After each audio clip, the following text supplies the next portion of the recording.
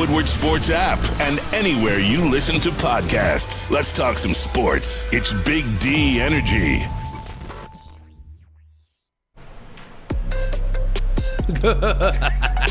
Hey, good morning, everybody. Welcome to the Big D Energy Show. Myself, Adham, filling in for Neil Rule today. Big D! What up, Darren? Yeah, what Big up? D's got some morning wood. Why am I the only one that joins the show and does it the right way? Oh. If we're with Mac, we're smoking and we're having a good time. I like it. I like it. These little macaroons and stuff. Now, for everybody at home, it isn't a D-Mac special, but it's a little bit early.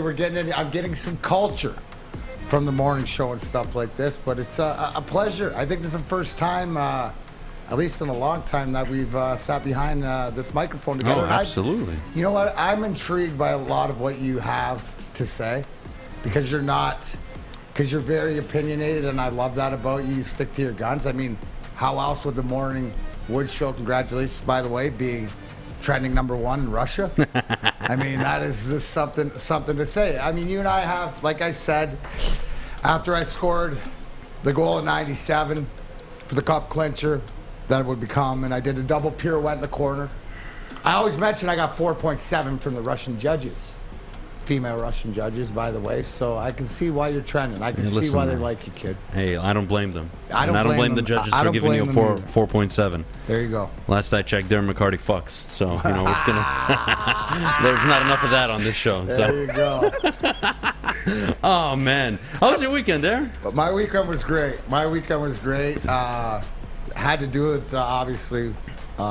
We know my love and affinity for wrestling, especially in the States. Saw an unbelievable, probably one of the best tag team death matches with 200,000 thumbtacks. Just put that in your grill for a minute. So my hat goes off to Bobby Beverly and Eric Ryan and Schlack and Masada, who are four of the best at the game that were in town. They'll be back with Circle 6. Also, too, for all my ICW fans out there, was in Chattanooga, and hats off to Casey Kirk, who she is definitely the biggest baby. A woman is the biggest baby face for that company right now. She's just good for her. Yeah, it's unbelievable. So I know I'm losing a few people out there. Fuck if you check out IWTV and you know the love of it. By the way, just so you know, as I'm wearing these glasses, IWR in Monroe on Thursday night. Hell yeah. 7 o'clock. There's a 30-man battle royal. $10,000 Canadian match. I'm Canadian. I will be in it. Now listen to me. Out there, anybody in there? I'm not there to win it. I'm there to ruin somebody's night. Ooh, Bank like that. That's it. You like that, Fish? I do. I think that was a hell of a promo. Appreciate that. Hell of a job. That's what you do to me. You inspire me, kid. Hell of a job. What do we got for today? Oh, we got a lot. We got a lot coming up. We got to talk about the best general manager, I think, in the last 50 years. I'm sure we all agree, Avila, in all of baseball. No GM better in the league. Which, by the way, when we talk about that, you, my friend, you and the Woodward Sports Net will be at Comerica tomorrow. I will be. Is that not correct? That is correct. We'll be there. And anybody else who's there or watching on TV, will they know you're going to be there, Adam? Will your presence be known? I'll be in section 105, row B. Ooh. So we're not hiding from the people. We're going to be down there.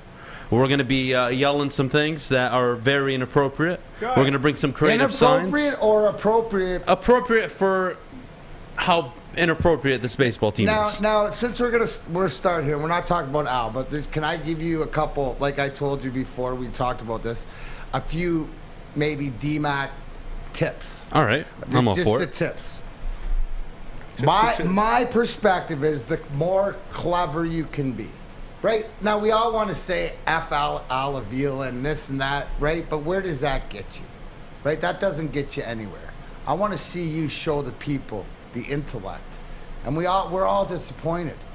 But show everybody why we're disappointed. I'll have multiple signs. Facts can't be argued with. Right? Don't let your emotion, let your facts speak for yourself. Then you'll have the combination of that's a little bit of the Big D energy, Neil and I, Spence, Sam Flannel, who's not here today. He's on location with the Bottom Line, doing great things today. So Traitor. That's what I would say. I want you to show exactly how sinister. And I would love people to come up and be able to say hi to you. Like, that's what you're saying. That's why you're telling everybody where you're going to be. I love it. I love it for everybody. Yeah, Look, hey, that would give me a reason to go to the game.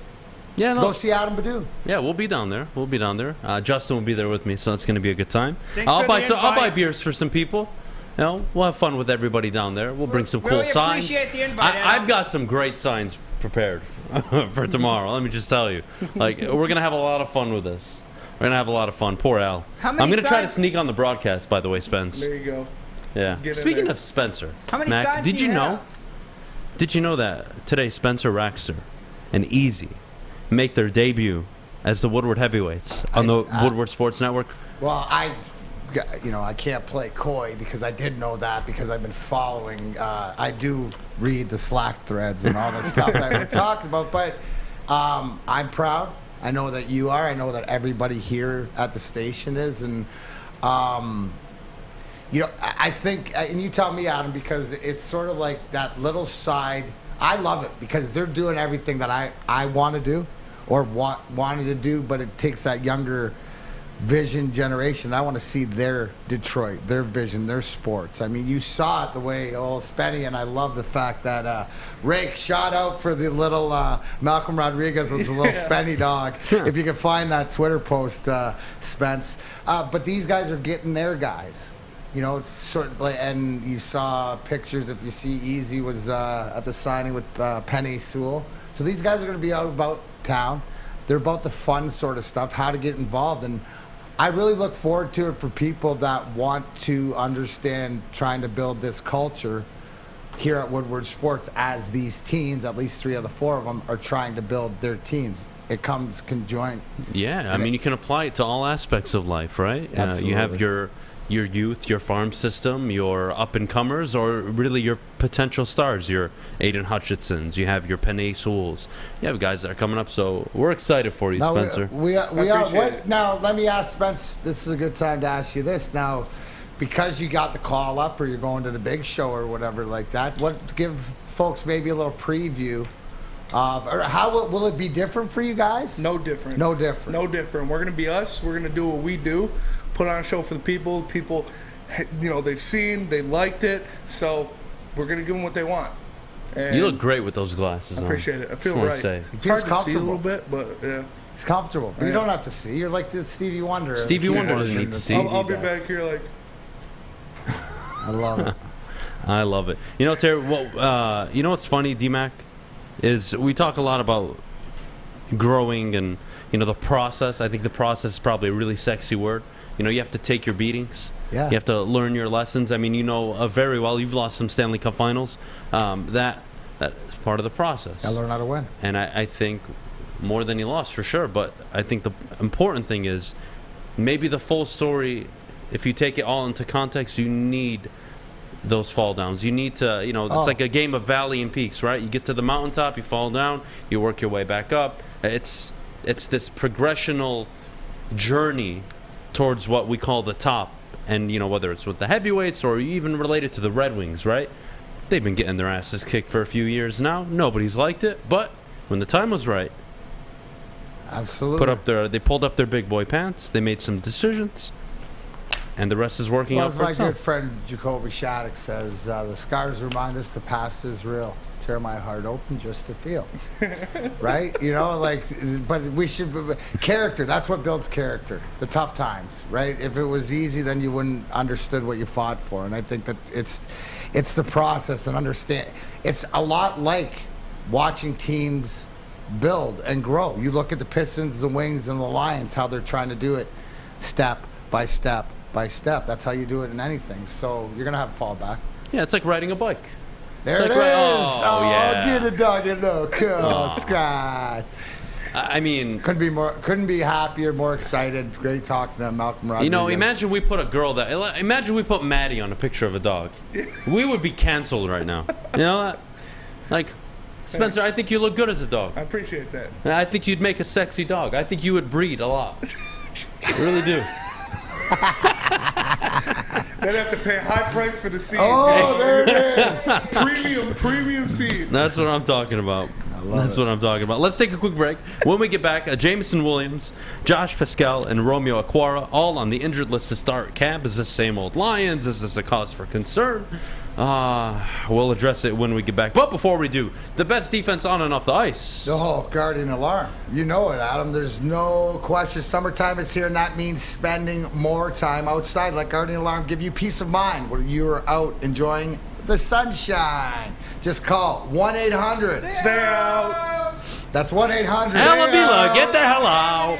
Get out. Stop worrying, please. Thank you. Call them today, and you can rest easy knowing that you have 24/7 protection. What was that number, Fish? 1-800? Stay out, Avila. Get out of here, Avila. Nobody likes you.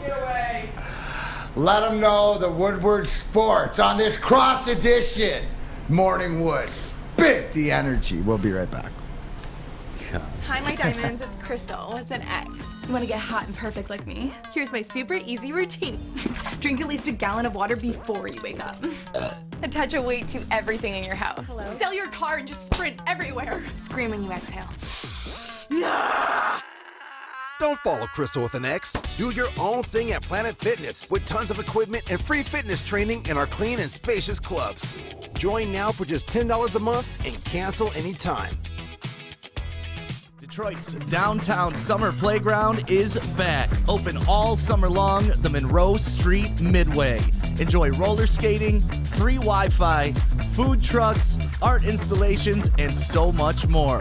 Don't forget to take advantage of the basketball court, putt-putt, and, of course, family programming all summer long. All art installations are done by Detroit artists, and it's a fun, safe event from people 1 to 100. Go to deckedoutdetroit.com.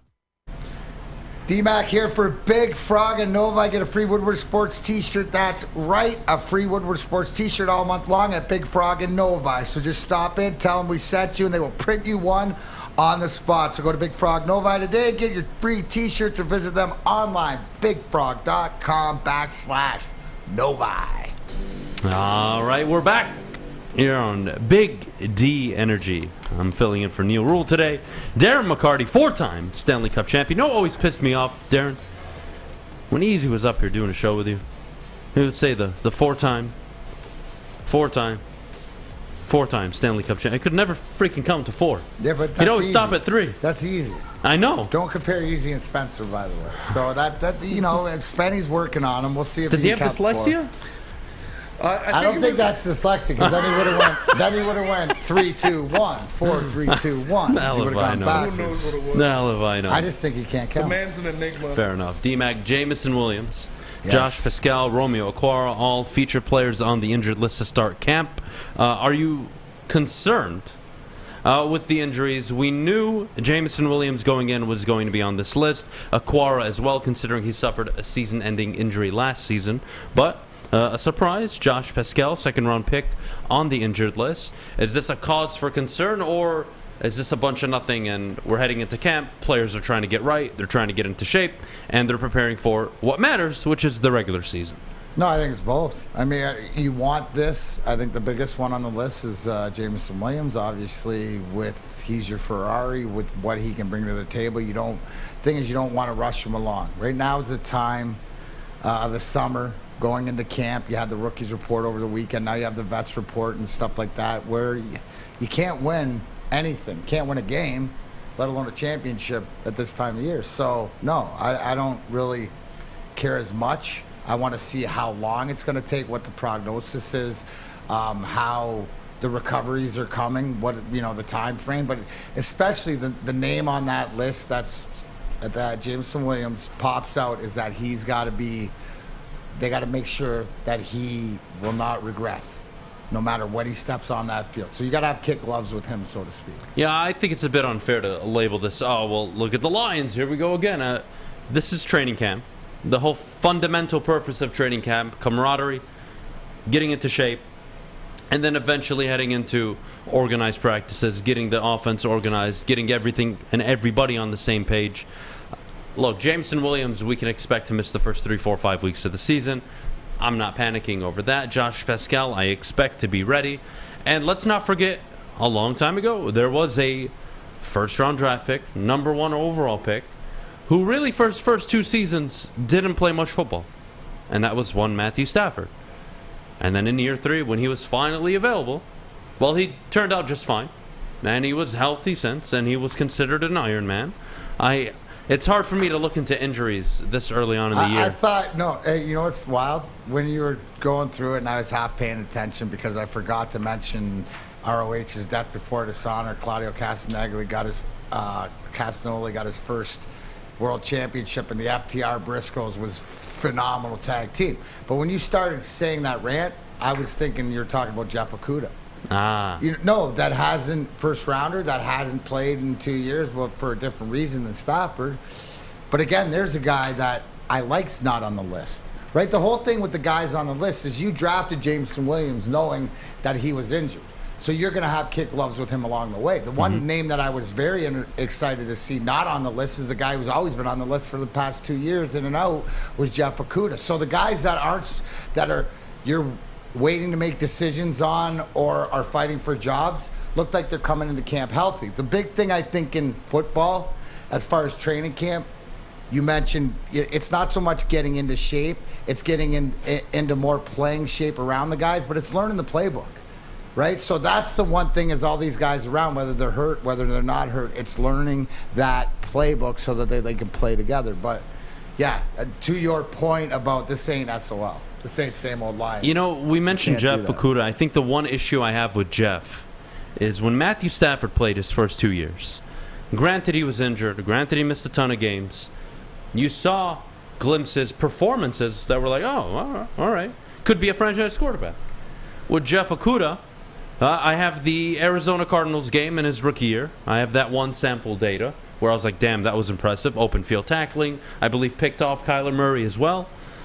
And outside of that, it's been beaten in coverage, blown coverage, missed tackles, and it's tough for me to give Jeff Okudah the benefit of the doubt. And with Jeff Okudah, at least for me, Darren, and tell me if it's fair or not, is he needs to go out there and give me 15, 16 games this year. And then pile that on with actual good performances, consistency, and then I can sit here and say, oh, all right, cool. Like, we can move on. Well, this is where, welcome to Big D Energy, and I'll take over for my man Neil Rule right now, and we'll go to draft capital. And here's your point to your fact. No, Jeff Okudah has to play out this year and show you the potential of what you thought he was when the other regime drafted him, or why you keep him around here, Adam. Why? Because he's your 4th highest paid guy. Because that goes to being 3rd overall. That means he's a $10 million guy. So you're going to have to make a decision on that. It's not like he's a 5th rounder or 6th rounder. You want him to succeed. To your point, is there something there? I believe it. I believe his biggest Achilles heel isn't a blown coverage, isn't the fact of the willingness. It's the fact that he's got to be available. So if he's available, I believe, because here's when I talk about Jeff Okudah, does anybody see like, hello, you got this thing in the garage that's been there, for a few years. Yeah, I know it's a 2018 or 19 or 20 version of a brand new Corvette that wasn't running, right? Oh, all of a sudden they got it running. Right, you're going to tell me you're not going to want to get it out and drive it? No, absolutely. You're not going to see what it's going to do, right? It's found, right? This could be a blessing. This is like getting that first round pick, but it's also at this time with this regime, if it works out, getting an extra one. So then could you imagine for argument's sake, out of this draft, you could have a Hutchinson and Okudah because he hasn't performed, and I know technically it doesn't count, but in my mind but it still, does. Yeah, I guess you can call it. And Williams, where they could all, and then, the question is, Hawk's in the same sort of conversation because of the money you have to commit to him. So, yeah, I think that Okudah's more up against the clock because of the money that's going to be owed to him, so they want to show him. And I think that if he plays 15, 16 games, the combination of him being healthy with Aaron Glenn, I think that he's going to earn that contract. Yeah, the funny thing is with Hawkinson, you look at his contract situation, Darren, and he's going to be the 3rd or 2nd highest paid tight end once he gets paid. he is going to get a 14-plus annual $1 million contract. Jeff Okudah, what's his value in the open market? As of right now, it's not much, right? But that's the open market to what you have to commit to him because he's your first rounder, right? Well, that's in theory if you picked up his fifth-year option. But if you don't, let's say he plays this year, he does okay, and then you're not comfortable picking up the fifth year, so next year is his final year, and he balls out. He has a fantastic year. Well, you have 1 year of really good football and 3 years of okay. Do you want to pay him the big bucks or not? Hey, that's their decision. I wouldn't. But what does he command in the market? I think right now, if he was a free agent, he's not getting much. But he's got no stats yet. And I think so. That's the point. What you're saying. So you can't argue because he's in the same. And the first 3 years mean nothing. It's what he does this year moving forward, and it's also too to have him under that. So, I mean, if he's good enough, or you cut ties with him. But again, it's like not producing enough. That's more or less. And it's not on this regime because they did not draft him. But it's sort of like Zadina with the wings that Eiserman didn't draft. If you can get something out of these guys because there's some sort of talent there. So maybe both of them with Aaron. Because do you remember last year going into the season before he got hurt? Weren't we high on him in preseason? Most or were. I was killing him. To be fair, killing him? Yeah, Okay. I was killing him. I was not happy with this preseason performance, but he was healthy. The point was I think we were happy as we were going to see something. The biggest thing is we don't know, Adam. That's the elephant in the room. The elephant in the room is you don't know, and he was a number 3 overall pick. And look, I can't determine where you get drafted. I'm not making the decisions. At the end of the day, he's the number 3 overall pick. I expect a lot from a number 3 overall pick. The same we're going to expect from Hutchinson. Absolutely. So whether we want to call it fair to Jeff or not, I think is irrelevant at this point. He needs to be on the field. He needs to be playing. And when we go to Hawkinson, I disagree with a lot of you in the chat. He's going to make $14 million.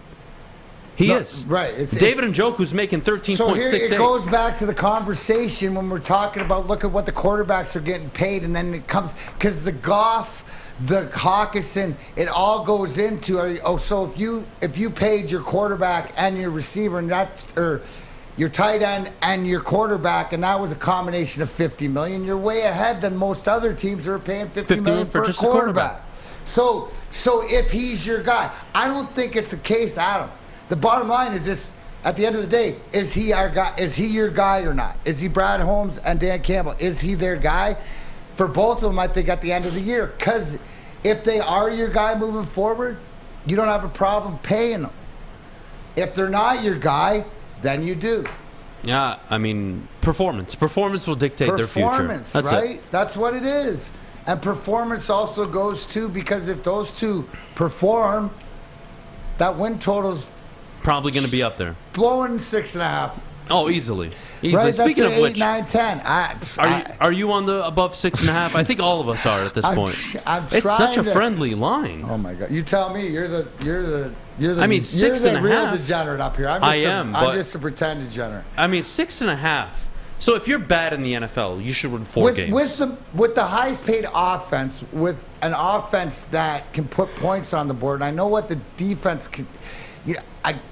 I don't know. To me, because you'd almost think it should be, 8, 7.5? Strength of schedule, they have one of the easiest schedules, right? If you're one of the worst teams in the NFL every single year, you should win 4 games. So you're telling me a team that's going into year 2 under Dan Campbell, and now they've had 2 full drafts under Brad Holmes. They've selected 2 players in the top 12 of the first round of the NFL draft. This is a team that's gotten better. They've made some free agent signings, nothing spectacular. Listen, Vegas is friggin' dogging the snot out of Detroit, right? 6.5 for the football, 27.5 for the basketball. Here's a poll. Put this poll up. Which are you more offended by? Or I don't know how to put it, but which one is more offensive? I would say 6.5 or the 27.5? I would actually say the Pistons is a bit more offensive. So would I, right? Which that it is. So you're saying if you're going to put the farm on one of those bets, like I'm putting the farm and the cottage on both of these, right? No. I mean I'm going to bet the over, and if they don't come in on these numbers, right? Then something went really wrong. And what is that? Availability, injuries, all this sort of stuff. Coaching, whatever it may be. Let me ask you, like, as I would, and I'll take people behind the scenes before we go to break. So if I come in and go, Adam, do you see the Lions are 6.5 and the Pistons are 27.5. Am I missing something here are these not both overs? Like if I tell you, hey, I'm going to put a G, I'm going to put a G on these to go over. And what would you do as far as you're seeing it be? It's not about the money. It's about the fact that the confidence. I would say misreading this confidence, or is it the thing that's not getting me there is because it's Vegas? No, the confidence should be there. Okay. The concern with the Pistons is youth, right? Young teams are inconsistent, and consistency leads to 27.5. I know, it's so friendly. I mean, last year was 24.5, and they didn't reach it either. So I expect them to be better. Year 2 of Cade Cunningham, year 3 of Saddiq Bey. I think you smashed the over on the Pistons. But 6.5 for the Lions. You're talking about one of the easier schedules, and I'm sorry. If this is a 4-win team this year, I'm looking at the head coach. I'm looking at the quarterback. I'm looking at a lot of people, and I'm asking, are you even supposed to be in this league? If you get 4 games with that schedule, with the improvements you have on defense, on offense, I'm not here for excuses. 6.5, I smashed the over.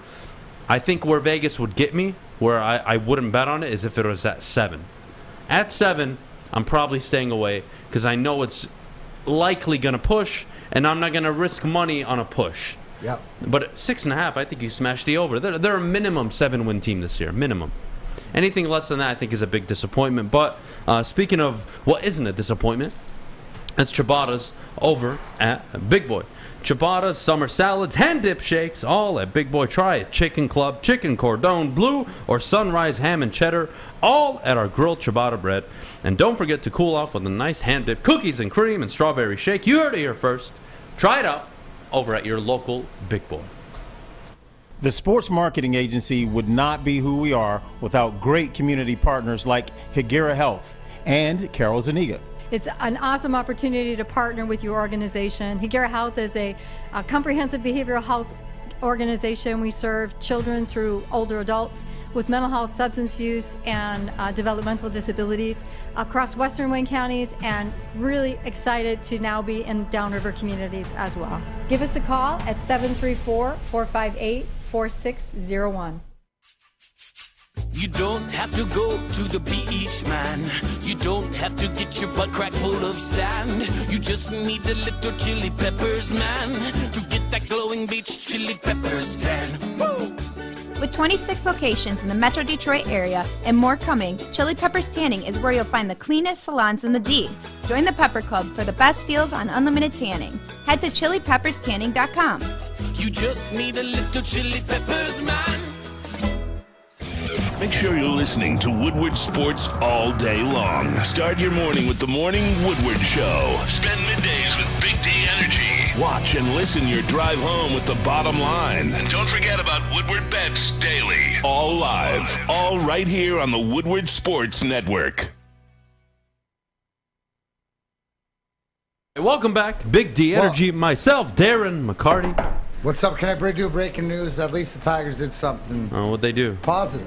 They hired one of my buddies, Mikey. Congratulations, as an HVAC technician down there at Comerica. So I just got the word. I want to say congratulations.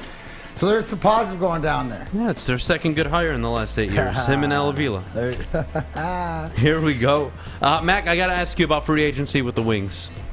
Did free agency this year prove that the Wings are done losing? And not only done losing, I think it's super important to call it what it is. Paschal was a punching bag, and he was a good punching bag. He was a respectful one. He did what he was told. But there was zero chance Derek Lalonde was coming into Detroit and having a 24-27 win season. Not going to happen. Steve Yzerman goes, I wouldn't say all in on free agency, but he goes out and spends money. He went all in as far as he was going all in, and what did he do? He solidified this journey, right? It was always and he kept money in the bank. And you saw that Matthew Tkachuk got traded in a big deal for Mackenzie Wagner and Jonathan Huberdeau in a first rounder and another young prospect. Stevie wasn't willing to make that. He had the assets to make the deal. He doesn't see as Matthew Tkachuk, so you got to trust the Yzer plan. The big thing is what they added. What was I preaching before the draft and before free agency is that we got size coming up. You know, Edvidsons and Johanssons and, you know, all these other guys. We have size coming up. And then he went out, and what did he do? He got Ben Sherratt, arguably one of the best stay-at-home defensemen who's got some sick offensive skill. That can play second power play, stuff like that. Plus, you add a guy like a Oli Mata. Oh, like that's just you're adding a guy that is a former first rounder. That's 1-2 cups. That knows what being sort of that stay-at-home security blanket guy can be. I look at him as a left shot with Mo Sider. I mean, that's so dangerous right there to allow Mo Sider to open up a little bit. Then you look at where Stevie went, and you got to look at the moves he made, right? And you know what? He went and got the guys that he wanted. You look at David Perron, arguably one of the best right-handed one-timers, and that's in the league that you have Ovechkin, Stamkos, but a power play guy. Now, the knock on Perron is that his success has only been in St. Louis, but I love the character guy. He's the Brad Marchand light, and you know who he's going to help a lot? And I think that as you heard rumblings of Tyler Bertuzzi, what are they going to do and stuff like that, but you didn't really hear any rumblings out of the Red Wings because I think David Perron's going to be there sort of to show Tyler Bertuzzi just the little intricacies of playing that role, just like Brendan Shanahan did for Marty LaPointe and myself. So, and then Andrew Kopp, he spent Andrew Kopp, and Neil says it all along, puck possession, winning faceoffs. Like, and that's the guy that Stevie said, boom, 5-year deal, you're my guy moving forward, and a solid second line guy, but it just gives you opportunity. When you look at this Detroit Red Wing roster going into training camp, what does it tell you? Opportunity for everybody, and that's what Stevie created. That's what Scotty always created was that competitiveness inside the room and guys fighting for ice time, and that's going to continue. So when you have guys fight for ice time, that means that there's talent there. So I like what he did, and still he's got money in the cap. He's got his draft. He didn't really lose anything, and he didn't go all in. Well, because the guy's not there. He'll go all in when his guy is there. And then he'll come out and go, I've been waiting to see this guy. You know, I've been having my eyeball on him for a minute. Hashtag Yzer plan. 1919, let's go. It's beautiful to watch. It really is, because you look at the landscape just of sports, it's difficult to build together a contender, let alone a championship-winning team. Even look at the Avalanche. The Avalanche have just now gotten over the hump, right, Mac? But how many years of suffering? First-round exits, second-round Game 7 exits. You are looking at a team that, let's say they are a playoff team in the next 2 years.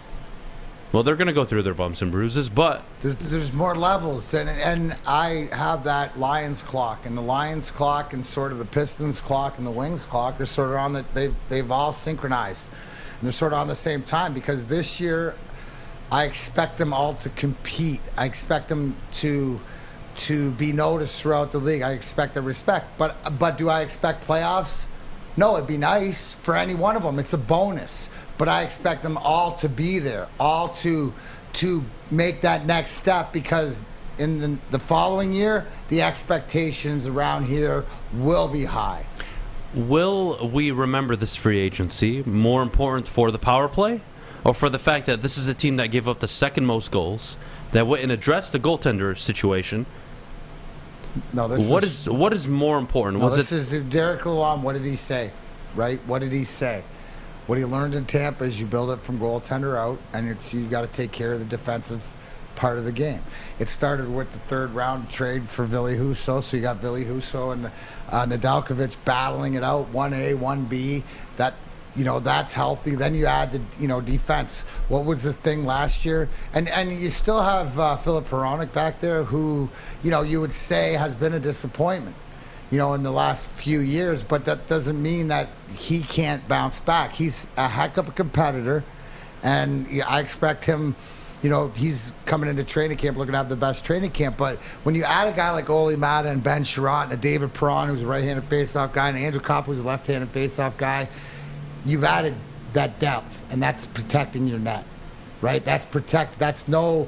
Don't be the team that allows 13 or 15 3 goals in the third period. You don't have it where you have teams like Toronto down in your own building by 3 goals in the third period and you lose the game. You got to get over the hump because that shows maturity. To me, that's maturity when you can keep the puck out of your net.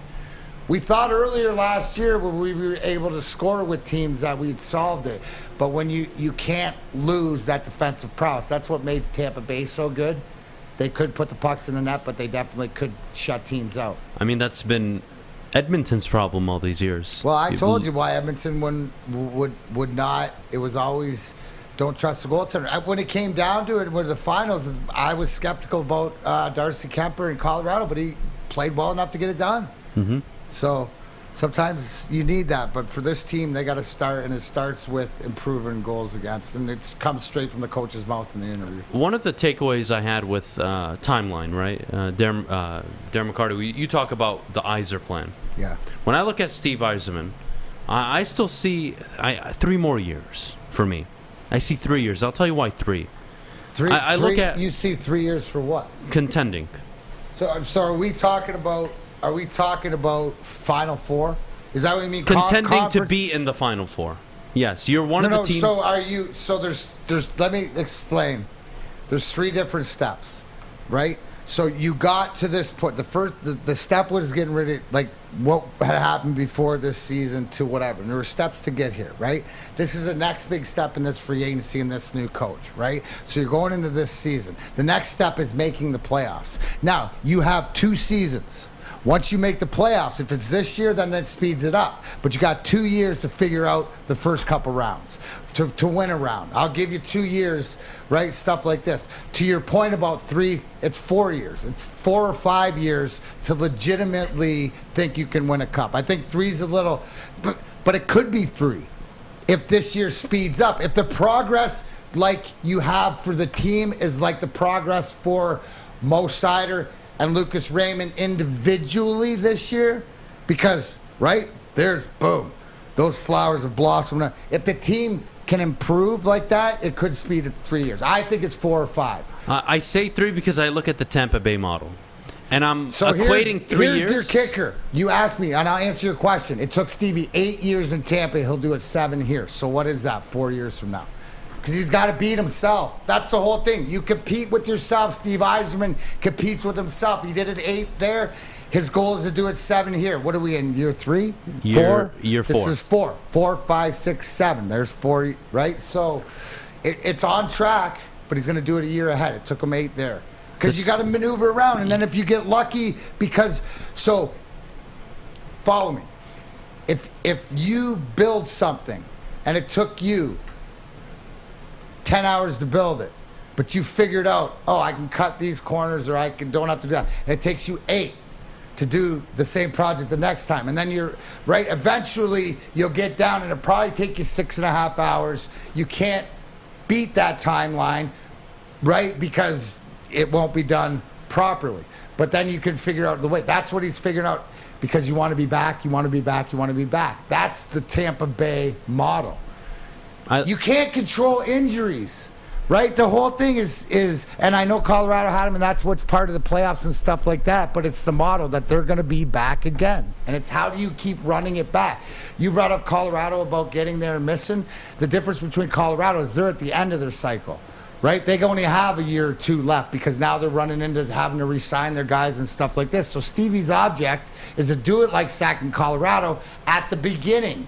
So you have 4, 5, 6, 7 years, yes, instead of the end of the runway. No, it's 100%. I think something also interesting is if you look at the way Vasilevsky came up in Tampa Bay, and that's why I've been saying draft the first 3. round. So is that your Kosa? Is Stevie, right? That's where that comes into play. Because, right, when he drafted him, that's what you got to think. It's not rocket science. Follow the plan that worked and what didn't work, and it's about salary cap, it's about draft capital, and it's about getting stronger and stronger and stronger. If I were to tell you Sebastian Costa this year maybe gets called up for 2 games. Yeah. And then the following season, 12 games. And then that following season, 23. Those 3 years, he's now inserted himself, like Vasilevsky did, into the rotation. By the 4th year, he becomes your perennial starter, 48, 52 games. So I like your thing, but I think it's his is a year sooner. Is a year ahead. Yeah. So I think these two fight it out for the next couple of years to see who, and he's in 3. I love it, Mac. I love it. Thank you so much. No, you're welcome, bud. Well done, well done. We're going to take a quick break. When we get back, we will discuss what it'll take. And Spencer, I really am curious what you think as a part of the younger generation. What you believe it'll take for the Lions to break free of the same old Lions narrative, this mantra, this tag that has been associated with them for so long. But before we go, we got to tell you about Planet. Actually, no, I got to tell you about MyBookie. Excuse me. MyBookie. Speaking of MyBookie, bet the over on the Lions 6.5 and bet the Pistons 27.5 over. Guys, it's free money. Just go to MyBookie, sign up using code Woodward. They'll match your deposit. You take all that money, you put it on the Pistons, you put it on the Lions, and you're probably winning some money. So it's not hard. Just follow the goddamn instructions on your screen. All right? And if you suck at gambling or you have a problem, call 1-800-270-7117 for confidential help. New to the game or a season better? OddsTrader.com has everything you need to make the right bet ahead of kickoff. Begin your handicapping journey with OddsTrader. Improve your edge by finding the best price on every game from sportsbooks in your backyard. Take advantage of the numerous sign-up bonus offers to pad your bankroll. Dive into key game statistics, player performance, and even account for the projected game day weather. Best of all, you can use the OddsTrader bet tracker to keep a log of your action. Welcome to OddsTrader, and best of luck. Hi, I'm John from Rocket Mortgage, and to me, family is more than blood. That's why I have the biggest family in Metro Detroit. If you're looking to buy a house or refinance and need a loan, come get treated better than family by me and our entire team here at Rocket Mortgage. We pride ourselves on giving you better advice, better service, and a better loan experience. That's why we are Better Rate. If you're looking for a new mortgage, come get treated like family. Actually, better with Better Rate Mortgage. Visit us at mybetterrate.com or call at 248-480-4467 today. We don't like to brag that we are the toughest sports network in Detroit, but we do have a guy named Darren McCarty on our side. Lemieux and McCarty, who've had a good knockdown drag up. There they go, right on the whistle. They were talking to one another. Woodward Sports. What's up, guys? The Academy of Warren, a brand new state-of-the-art dome field house that has a regulation basketball court, volleyball court, and soccer field. Could also be used for 7-on-7 football. So kindergarten to 8th grade features AM, PM latchkey.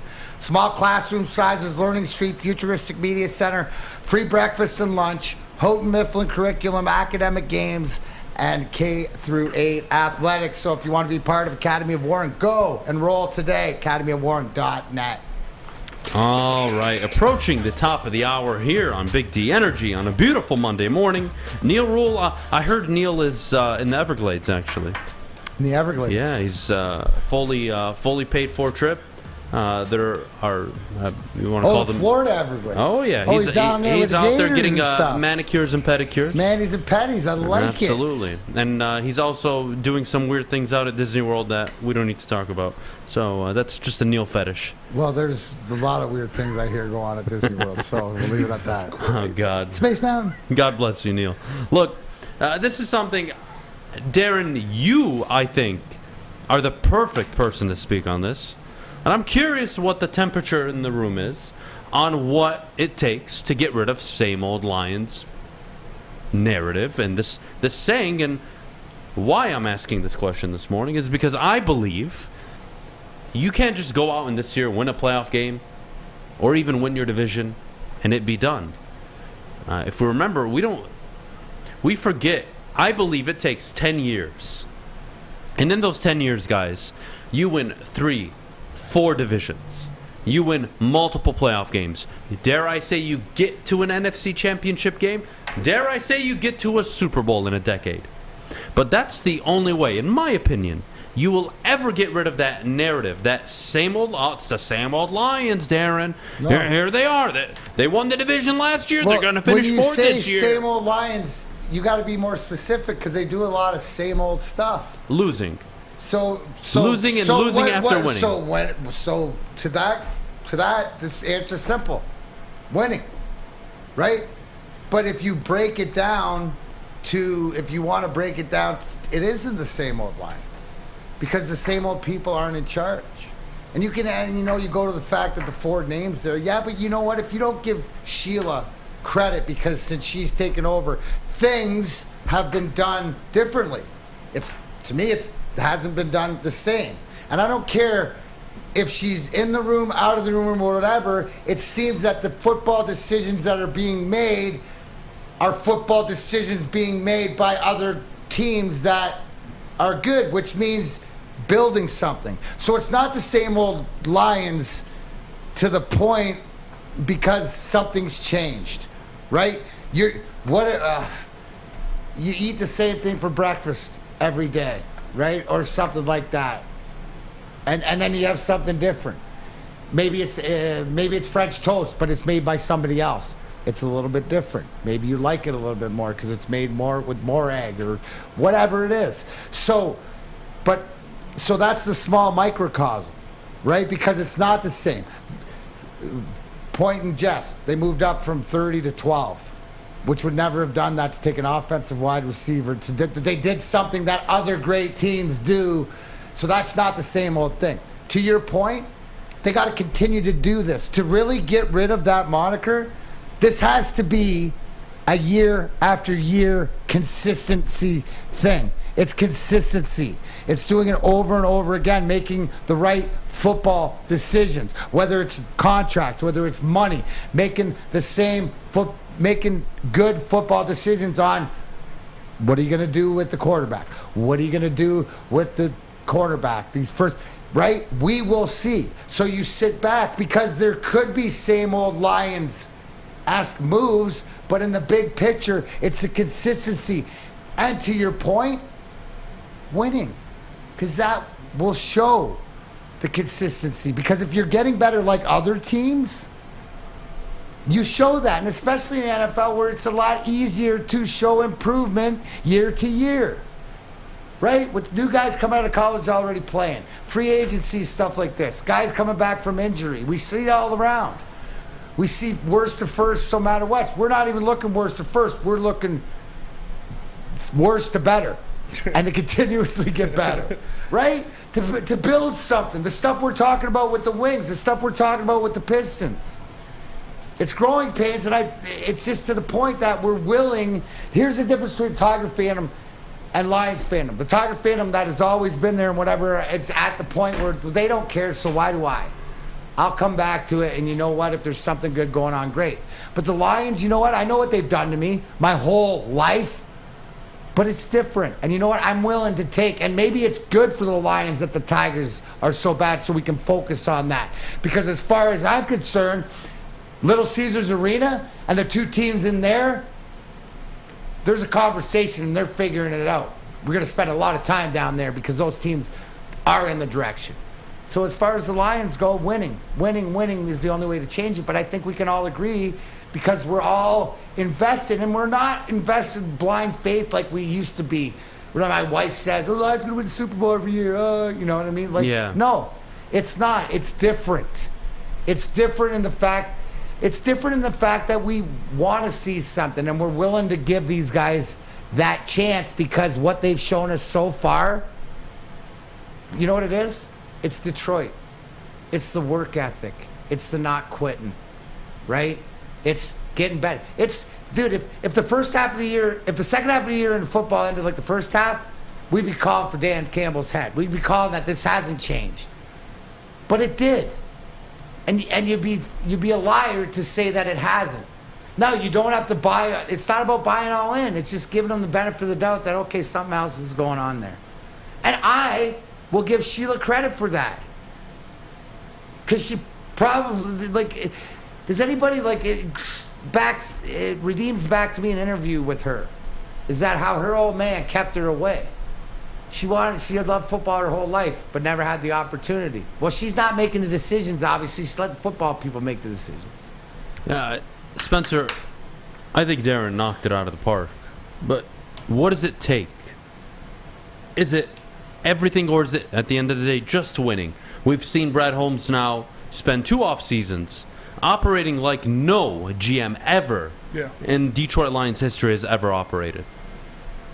It's a little bit of both, because it starts at the top. It starts with those decisions to build the roster. It starts with those drafting decisions, finding guys, going out, doing what Brad Holmes does, what 90% of functional NFL teams do, where you sign these guys to 1-2-year deals. You're not committing a disgusting amount of money to a Trey Flowers that's on your books and bogs down your team for a while. You're making those moves. So that definitely plays a factor into it. That brings people in. That brings players in, brings you better players. But to get that national tag, obviously we in Detroit who watch this team and see these things behind the scenes, we're like, all right, things are changing, things are different. But to get the national narrative of the S.O.L. gone, it is going to take consistent winning. It's going to take a Steelers, a Packers, a Ravens model to where it's like, okay, these are the Brad Holmes Lions teams. They're going to be there at the end of the year. They're going to be good at the end of the year. They'll be fighting for these teams. If I put this 10-year window in front of both of you, all right, I told you that in the next 10 years,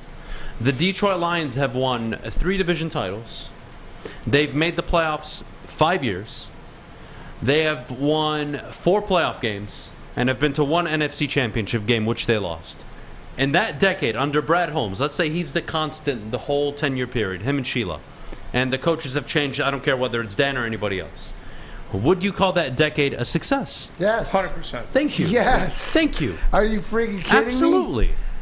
So no one. %. So this idea that we need the Super But Bowl if you impose that to the Wings, I'd say no. standards, right? But also, where are they going to? Right. The Where Lions do they come from? Where do they go to? But then you, to your point, you could say something's changed. So right now, the Bills fans, right? Let's use Bills fans. They have suffered for 17, 18 years under Tom Brady. Every season, ass kicked, third, fourth in the division every year. Sucked. Land Sean McDermott, land Josh Allen. It works out. They've won 3 straight divisions, I believe. Mm-hmm. And they're now a perennial Super Bowl contender. Disappointment last season, disappointment the year prior, right? Everybody has them as Super Bowl contenders. But if I'm a Buffalo Bills fan, am I disappointed? If I'm a Kansas City Chiefs fan, 3 straight AFC title games, 2 Super Bowl appearances, 1 Super Bowl title in a 3-year window. Yeah. Am I disappointed we didn't accomplish what we thought we could? Sure, that's every fan. Even the players are disappointed. But when you look back in time and say, damn, for 5 years they won the division 4 times and got to 3 AFC title games? For 5 years we were the most That was a feared good team 5 in years of my football. life. Yeah. I'm not mad. It's tough in the heat of it. Yes. Right? But when you step out, and because you never are in the position we're in, where we beg for it. Bless you. Bless you. Bless you. Whoa. Anyway, but that's the whole thing, right? The fact is where your standards. Because I think in Kansas City, with the expectations and what there is, that you ask Kansas City fans, no. But they don't look at the big picture. Buffalo, they got to be sit there going, like, come on, man, it's got to be when. It's almost like even worse than what it was back being a Wings fan before we won the Cup in '97 after knocking on the door, because they've been there so close. But they're resilient. You got to give them the resilience. But would you trade that to be in the Lions position? Absolutely not. Absolutely not. Just to have the opportunity to be there would be nice. In 2009, right? Mm-hmm. You lose in Game 7 against the Pittsburgh Penguins. That hurts. In the moment, it hurts. And then 13 years go by. And I remember 2006 to 2009. It's a really good stretch of hockey. Some of the best hockey I've seen. And I think you're correct, Darren. In the moment, frustration, upset. What do we need to change to win? But looking back, you're like, damn, man, they gave me good years. Yeah. The Pistons gave me 6 straight Eastern Conference Finals. Thank you for that. Considering what we're dealing with now, right? Would you have liked to gotten to 3 NBA Finals and maybe win 2 of them? Thanks, Sheed. But, whatever. We let things go. I'm just, at the end of the day, dude, at the end of the day, Yeah, but he can't shoot. Yeah. Better than Giannis. Oh my God. You know, I don't want to swear, so we're just not going to do that right now. Yeah, say that for your show. God. But I think that is the ultimate embodiment of being a sports fan, of playing professional sports. We know you can't win it every year. Whoever says we're going to win the Super Bowl every year is an idiot. But if the realistic objective is to, well, then if I told you in 7 years you won 1 Super Bowl and contended for 6 of the 7, I don't know many people that wouldn't take that. I just don't. I'd give my left nut for the Lions to win a Super Bowl. If they could win 1 Super Bowl and go 0-16 for the rest, go 0-17 for the rest of my life. Look at the Vikings. They went to 4 Super Bowls in the 70s. Yeah. They haven't been there since. And how many of those fans in the 70s to this day are supporting their team because of the moments they had in the 70s? Yeah. It matters. It matters. How many Wings fans grew up because of Darren, Stevie, Sergey? Yeah, but how about you're going back to me growing up as a Wings fan when they stunk. Yes. Right? And all you heard is the glory years. The dead Wings. And, even worse than they were ever bad now. But, yeah, it's to be able to get it. So, I think, Adam, it's when you look back, right? It's when you can look back and process, and I think that's part about getting old. But when you're in the middle of it and your teams are good, you don't care. You're spending the money, going to the games, you want to win. You want to win. And the human condition is, that's why I would say destination's an oasis, because you're a human being. You always want more. I mean, look at the Warriors. 1 or 3. Warriors were a 50-plus win team under Mark Jackson. Mm-hmm. They made the conscious decision to go get Steve Kerr instead. They won championships because of it. The Lions went 9-7 with Jim Caldwell. They made the conscious decision, hey, we are going to be better than that because we're going to bring our guy. But that was same old Lions mentality. It was, and it went in the opposite direction. But that was the old regime. But the idea, like you said, destination is an oasis. Yeah. You always want more. The grass is greener. Right? So you're always pursuing more. But at the end of the day, I think if, like I said, that 10-year period, if I gave it to you, you would take it in a heartbeat. 100%. Even knowing the results in advance. Do you want to win a Super Bowl like the Rams? Do you want to win a World Series like the Dodgers? Do you want to win a Stanley Cup like the Avalanche? Absolutely.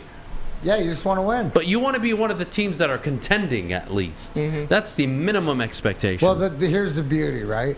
Is when I went to training camp every year, it wasn't about the regular season. It was about getting ready for the playoffs. That was a great feeling. You don't have that around here. Absolutely. Well, look, we're approaching the top of the hour. When we get back, we got to open up with some Detroit Lions talk, some interesting moves. I got to ask you about the coaching staff and where they're progressing, expectations maybe for Dan Campbell as well. But before we go, I got to tell you about the official studio sponsor, and that is Planet Fitness. Your fitness is essential. Sign up today. $0 down, $10 a month. Get your physical and mental health into shape by visiting any Planet Fitness near you or going to planetfitness.com. They are the official studio sponsor of the Woodward Sports Network, and they are the home of the judgment-free zone. We'll see you in a bit. Hey, this is Mr. Kearney, Chief Academic Officer, Academy Warren.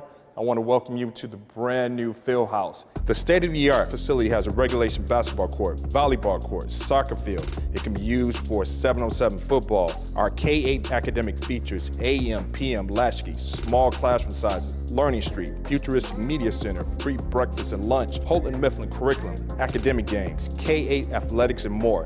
Enroll today at academywarren.net. It took exploring 50 different formulas and hosting countless taste tests, but we believe Gypsy Vodka is the smoothest vodka on the market.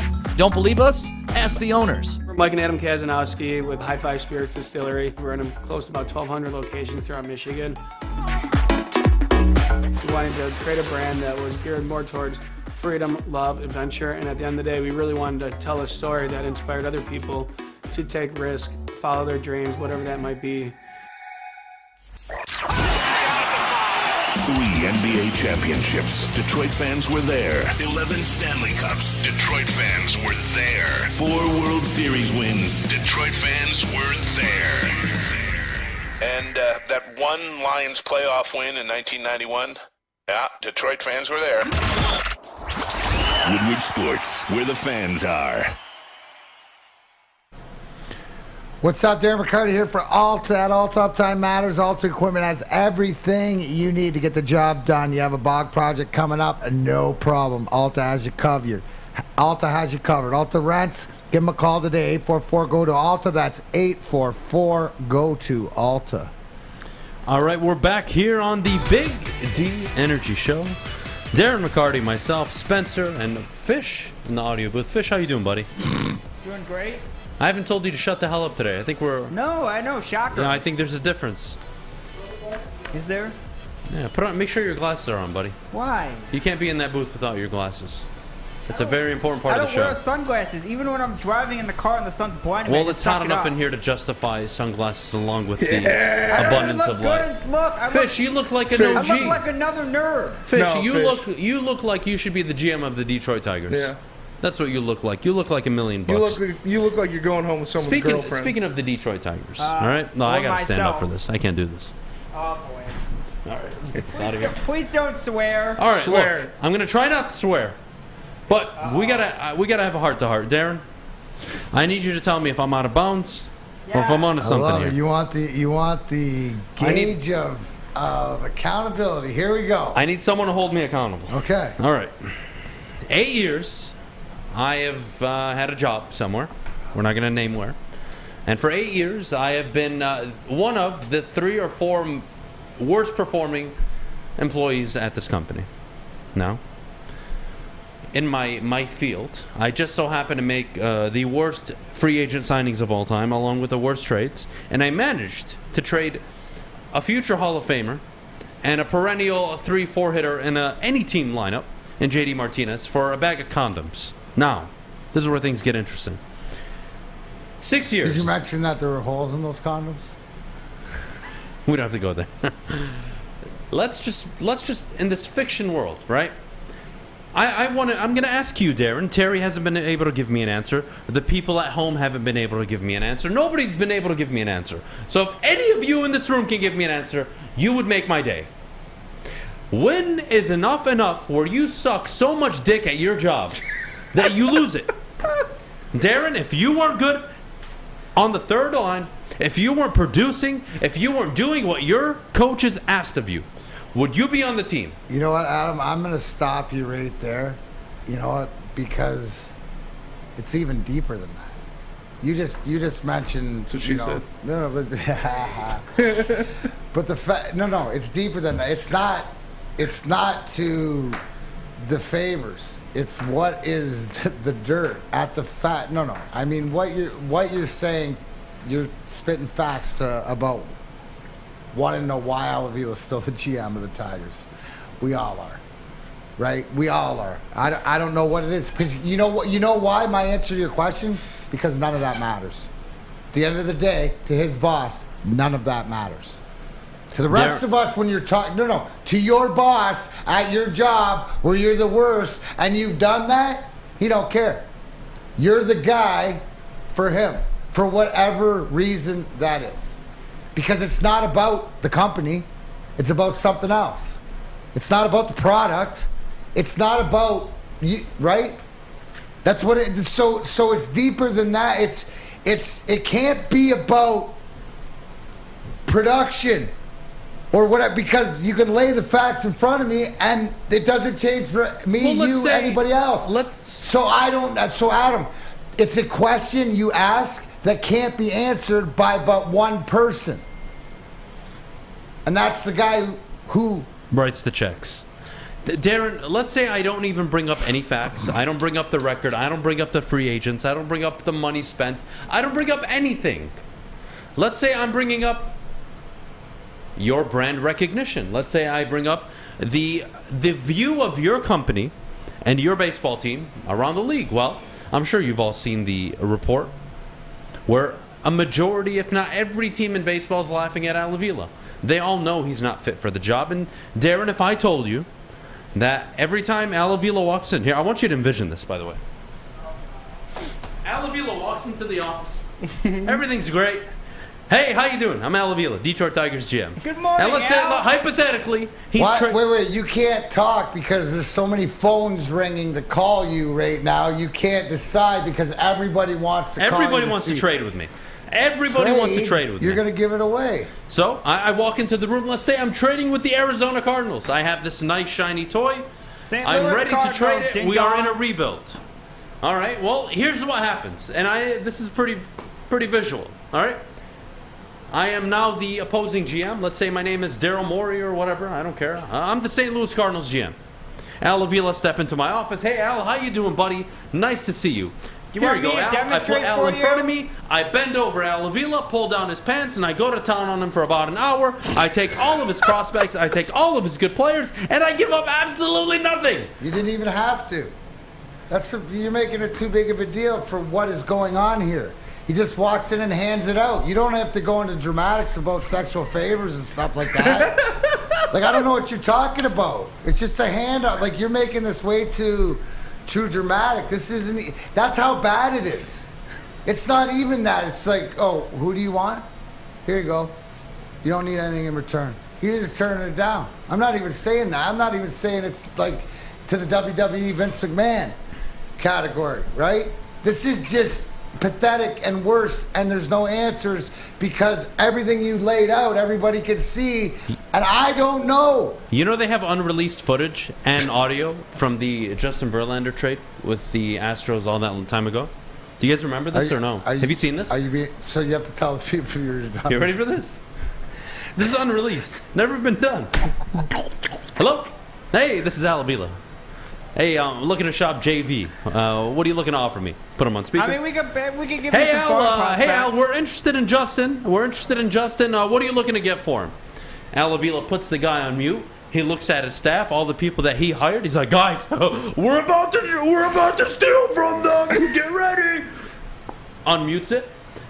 Hey, for Justin Verlander, we'd need a year's supply of bubble gum. Can you do that? It's got to be double bubble. The Houston Astros GM answers and puts him on mute, starts laughing. Everybody's laughing in the room. They can't believe the offer that they just got from Al Avila. They unmute it. They say, you know what, Al? Nah, that's a tough deal for us to make, but you know what? We're going to make it. That's a tough decision for us, but we'll do it for you, bud. So you're saying they even sent out the dentine? They didn't even get him to choose the Big League Chew or anything No, like they just sent him a standard pack. Unbelievable. We have... Darren, I think he's as bad as Matt Millen. I really do. And I know Chris Ilitch is the one who makes the decision, but I don't care because I can't do anything about an owner. I can't. They're worth billions of dollars. They have a franchise that's worth hundreds of millions of dollars. And there is nothing I can say right now that'll change that anytime soon. Having said that, I am allowed to bitch about a GM who's done nothing for 8 years, who took over a team that won 4 straight AL Centrals and has since won... Oh, wait, nothing! Spencer? Dude's a piece of crap. I'm sick of it, honestly. We bring up the chart. We bring up it a lot of times. He's went out and got 4 Alcantaras. None of them are any good. He got Jake Rogers. He got Dez Cameron. He got guys that have retired from baseball. He traded these guys for dudes that aren't even playing baseball anymore. It's like, come on, Al, you piece of shit. I'm sorry, Fish. But Jesus, man. Like, we had that team. You're telling me that team that Mr. I went out there and spent all this money on to try to produce a championship, God bless his soul, tried to produce a winner. It didn't work out that way, unfortunately. But when you're like, all right, it's fine, we had our run, we made our shot. Now we do what competent teams do, and we trade off these guys for pieces that will build us in the future. The Astros, you remember when they were the Astros and they were losing 100 games a year? Oh, guess what? They came back and they won World Series titles. They were in World Series Did you know that 3-4 years ago the San Francisco Giants had the second worst record in baseball, only behind the Detroit Tigers? Yeah. Did you know that last season they won 101 games?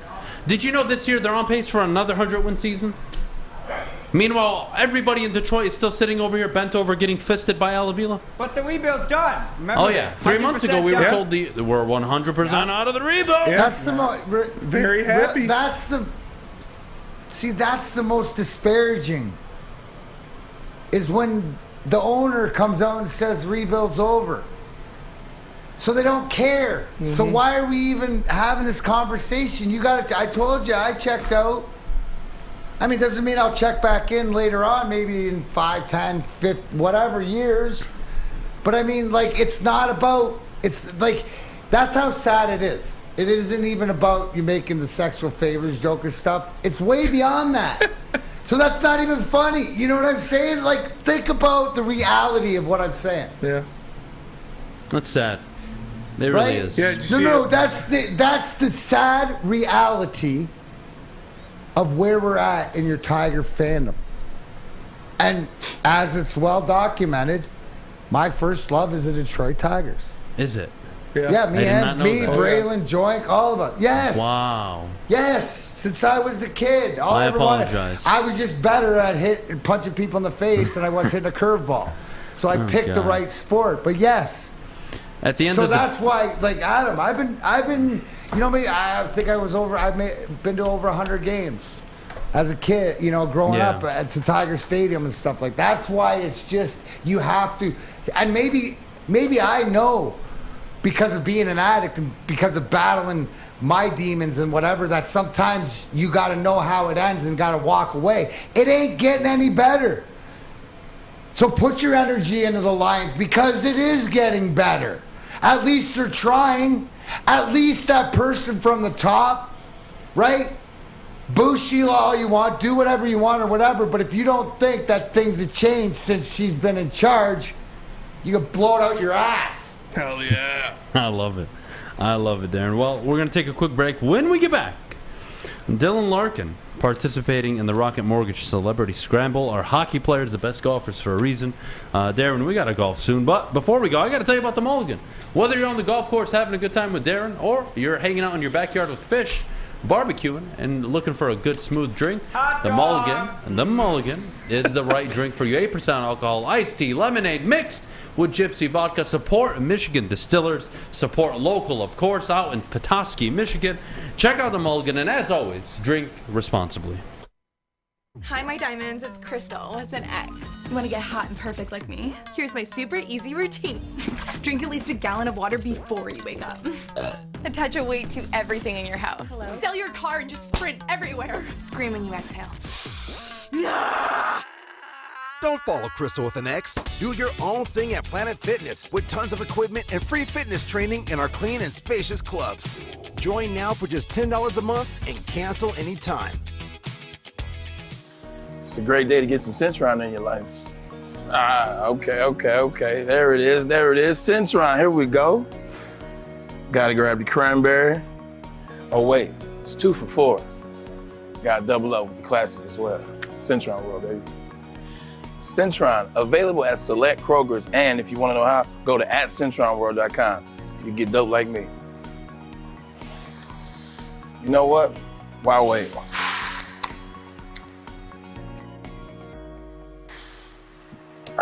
Great taste, guaranteed.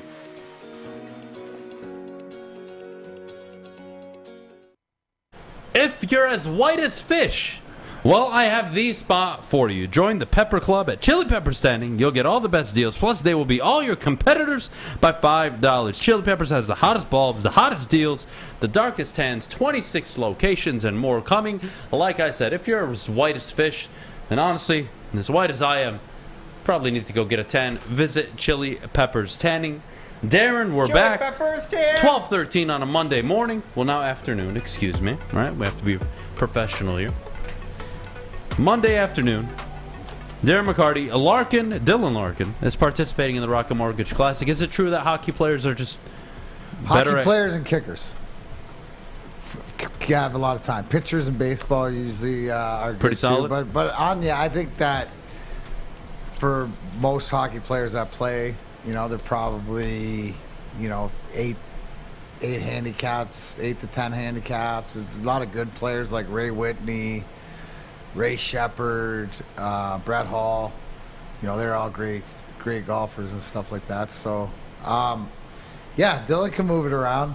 Anthony Mantha was the one you wanted to hit a golf ball. He had that noise off it like a pro, like he shot the puck. So, you know how it is. You hit the ball deep, so it's all making the contact. So I think the hand-eye had something to do with it. Okay. Hand-eye coordination.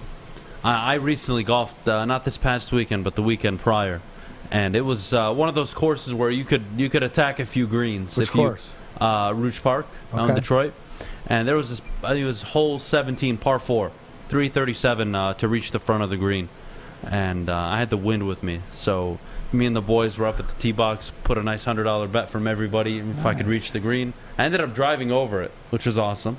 But I've noticed, just because I have a baseball background and I played roller hockey, a little bit of ice hockey, but not much as a kid. But they just realized that baseball players and really hockey players, because of the hip rotation, it's natural to golf for them because you're using your hips and you're driving your hands. It's like, when you're slap shot, it's all torque. It's not your hands. Yeah, you're twisting, but it's really torque at the end of the day. Same with hitting a baseball. Yeah, you're releasing your hands, but you got to drive the power from the hips. So I just think hockey players, baseball players naturally are really good golfers. Yeah, no, it works out. And from being out and seeing pictures of Detroit Golf Club and the Rocket Mortgage that's happening this week and stuff. And here's the thing, if you want to know, these are the things that hockey players we love to do. But Dylan will be nervous. You know what I'm saying? We get a little nervous because it's not your sport. Teams here for the Rocket Mortgage Celebrity Scramble. Team Ricky Fowler, which it's Ricky Fowler, Kid Rock, Justin Abdelkader, and Blair O'Neill. You got Team DJ. It's Dustin Johnson, Jerome Bettis, Dylan Larkin, and Paige Sporanic. And then Team Bubba, and it's Bubba Watson, Tom Izzo, Jimmy Howard, and Troy Mullins. Nice. So what team would you want to be on? Where would you want to be on that? Repeat them. We got DJ, Ricky Fowler, Kid Rock, Abs, and Blair O'Neill, Dustin Johnson, Jerome Bettis, Larks, and Paige Sporanic. And give me Lark and DJ's team. Bubba Unless Watson, Kid Rock and golf and we don't know about it. Bubba Watson, Izzo, Jimmy Howard, and Troy Mullins. I take Bubba or DJ. Yeah. Oh, Bubba's team is loaded. Izzo can golf. Bubba can golf, obviously. Izzo can golf. Who was the third guy on Izzo's team? Trey Mullins. Yeah, Troy Mullins. Yeah, I mean Mullins. She can hit it. I'm going Team DJ all day. First of all. DJ, Paige. Yeah. She's, Come on now. That's hard on the eyes. Come on now. And she can play too. They all can play. That's cool. Hell yeah. And Spencer, I sent you a video. All right. In Slack? No, your email. Okay. Darren, this is the infamous drive that made me a ton of money. By the way. Feel free. What's your handicap, by the way? 8. You're an 8? No, 8 no around way. the country. That's awesome. Yeah, used to be a lot better. Really? But I carry an 8 in Florida and Michigan because I'm a trunk slammer, right? Out and go, and that's a good handicap. That I didn't can know play what my to. handicap was, and I've been golfing for 3 years until Tim yelled at me, and he's like, "Well, what's your handicap?" I said, "I don't know. I just golf." And he's like, "Well, but here's the thing: when you golf, do you play it as it lies, or yes, do you count every stroke? Yes." Like all the stuff. Yeah, so what everything. do you usually shoot? Anywhere from I've shot as low as three over, Uh-huh. and as high as or not high, but like on average Like anywhere what would you say? Like so, if I'm gonna go tee it in the ground, I'm between 75 and 83. I would say I'm Pretty good. between 78 and I would say 85? 79 and 85. Like so you keep it under 90. So you know. Yeah, I could bogey only 9 holes. So you're probably like a 9 or 10 handicap. Yeah, here. This is my most recent score. I think I shot 81 during that day. So I I'd think, say 9 or 10, which is my most recent score at Rouge was I shot at 81, 38 on the front, 43 on the back. Right. I had What's 4. you have the card up there? What is the? Dude, I had 4 double bogeys. Well, Jesus Christ! But that's where it is. Some holes you just collapse. had 4 birdies, but you do. Hey, so technically, just so you know, right, for your handicap, that the I see an 8 on here. Now that's if it's you went 7-8. Yeah. Okay. Did you go? Was it a par 4, par 5, or par 5, par 4, or both? I think it was 4-4. Or no, it was 4-5. Excuse me. Okay. So technically, for your handicap, you can only take a double. So those are triples. But I'm telling you, for handicap management, so technically on your handicap, you shot a 79. I didn't know that. So that would put you. You're probably around 8 or 9. Right, so looking at the scorecard, he's got 4 bogeys, 4 birdies, and a bunch of others. But yeah, so you're right there. We'll go out and play. And Terry, this is my infamous. So if you want to restart it, I'll give Darren like full commentary. I love it. I'll give you the commentary. So this is about 337. You can tell the setup from a baseball guy. He's got the waggle going on, so he's got to release. Now watch the right hip too, because he's going to fire through there, right? So the thing, right? The difference and you could hear it. Oh, right? yeah, a lot of it is sound. how you take the sound and then you got it online. That looks more, Adam. You look more like a long driver. Yeah, well, I only swing like that. I have a normal drive. But what I'm saying is the long drive guys, the way that they use they're the like ground. super antsy. But if you look again at your lower body movement and the way your feet use the ground, whether you know it or not, because it's that release that gets you a lot of that extra. I mean, listen, watch because it's like watching Bubba and watching Justin Thomas. It's the way that the club comes through, but you're able to use that ground. You're pushing up off the ground to get through it. Anyways, I don't know that because you obviously cheered for Tiger Woods. I cheered for Corey Pavin and Fred Funk because guys like that, the shorty hitters, they need the guys to cheer for them too. We got to do a golf outing we soon. We got to go play. We definitely have to play soon. Were we planning one a few? What is it? We were planning a golf outing. Is that still We happening? are planning a golf outing. The goal is to have it in early August. We haven't finalized details yet, so hopefully we get that taken care of sooner than later. By the way, this is a big week for the PGA golf because they're up against LIV in New Jersey. I don't know what to think of Live Golf. I really don't. I don't know what to think of it. It's not a... The problem with Live Golf is right now they're in super investment mode, dumping money, throwing money at everything. But eventually, and I know it's Saudi-backed, so they have endless money, but still, eventually there's a business model you have to run, right? So I think if you're going to get in now, get the money, because it might not be there a year and a half, 2 years from now. Who knows? Whether that forces the PGA's hand, I don't know, but I'm not sure what to make of the whole Live Golf thing anymore. I really don't. I'm not going to knock players for taking a $100 million deal to go shoot 18 holes. Hey, they could possibly get the LPGA, and that would be massive. Oh, that would be awesome for women's golf.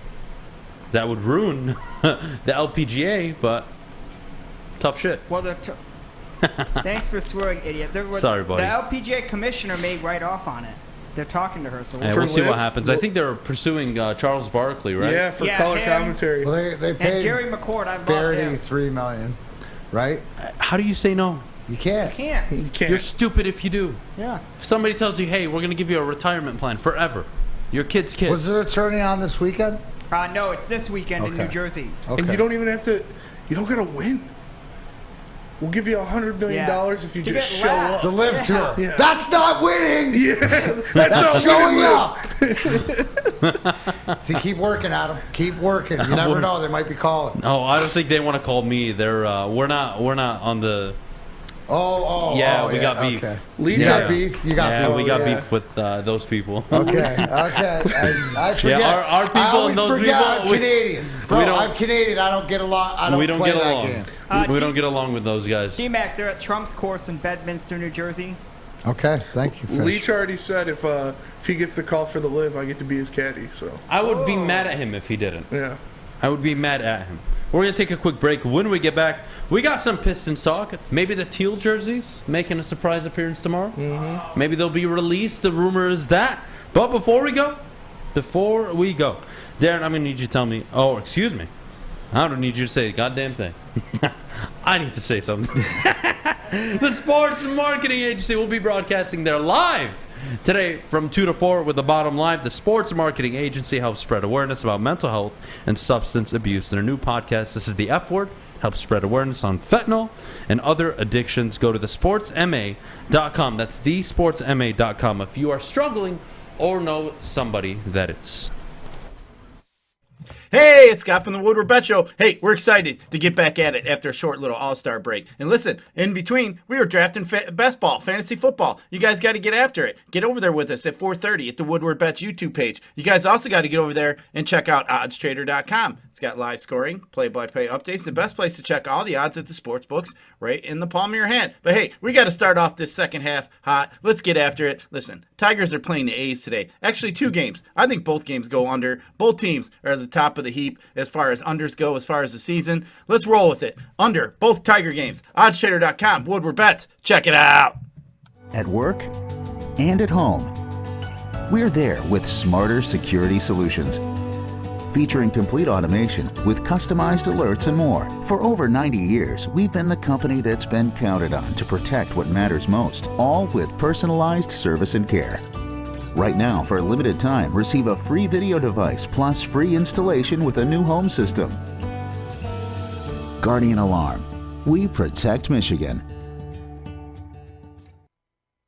What's going on, everybody? It's Spencer for the Foaling Warehouse in Hamtramck. You know, you've heard of it. It's the home of the original football bowling pin game called Foaling. Multiple different ways you can play. They have $12 open unlimited play. You can stay there open until close, have a good time. They also have private lane reservation, $120, 10 to 12 people. You get your own lane. You can bring in any type of food you want. If you get thirsty, they have a $2 mystery beer vending machine. Pop in $2, pops you out a good beer. No hassle, no fuss needed. Know what you want to make a decision. They have multiple fully loaded bars for you to choose from. So come on down and check them out in Hamtramck at the Foaling Warehouse, or visit them online at foalingwarehouse.com. Again, that is foalingwarehouse.com.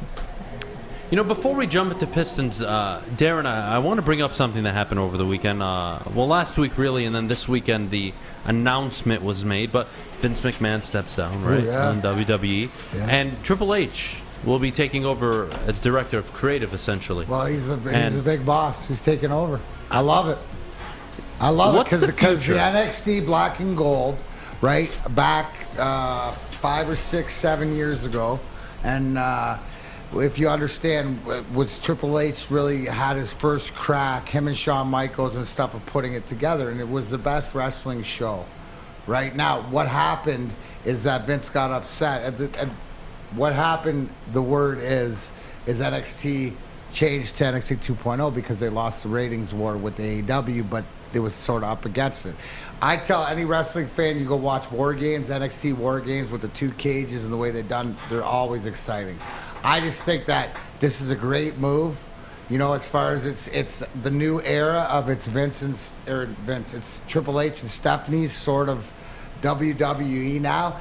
I wouldn't expect going into SummerSlam with Brock Lesnar, Roman Reigns, the storylines which Vince had and the creative, but it'll start to fizzle out, and it'll be interesting. What I'm interested in, it'll be interesting to see like Sasha Banks, and Naomi, who'd been gone because they left because of creative. It'd be interesting to see if this is, you know, the culture behind the scenes. I think that the wrestling will get better. I'm also interested, maybe Bray Wyatt shows back up or something.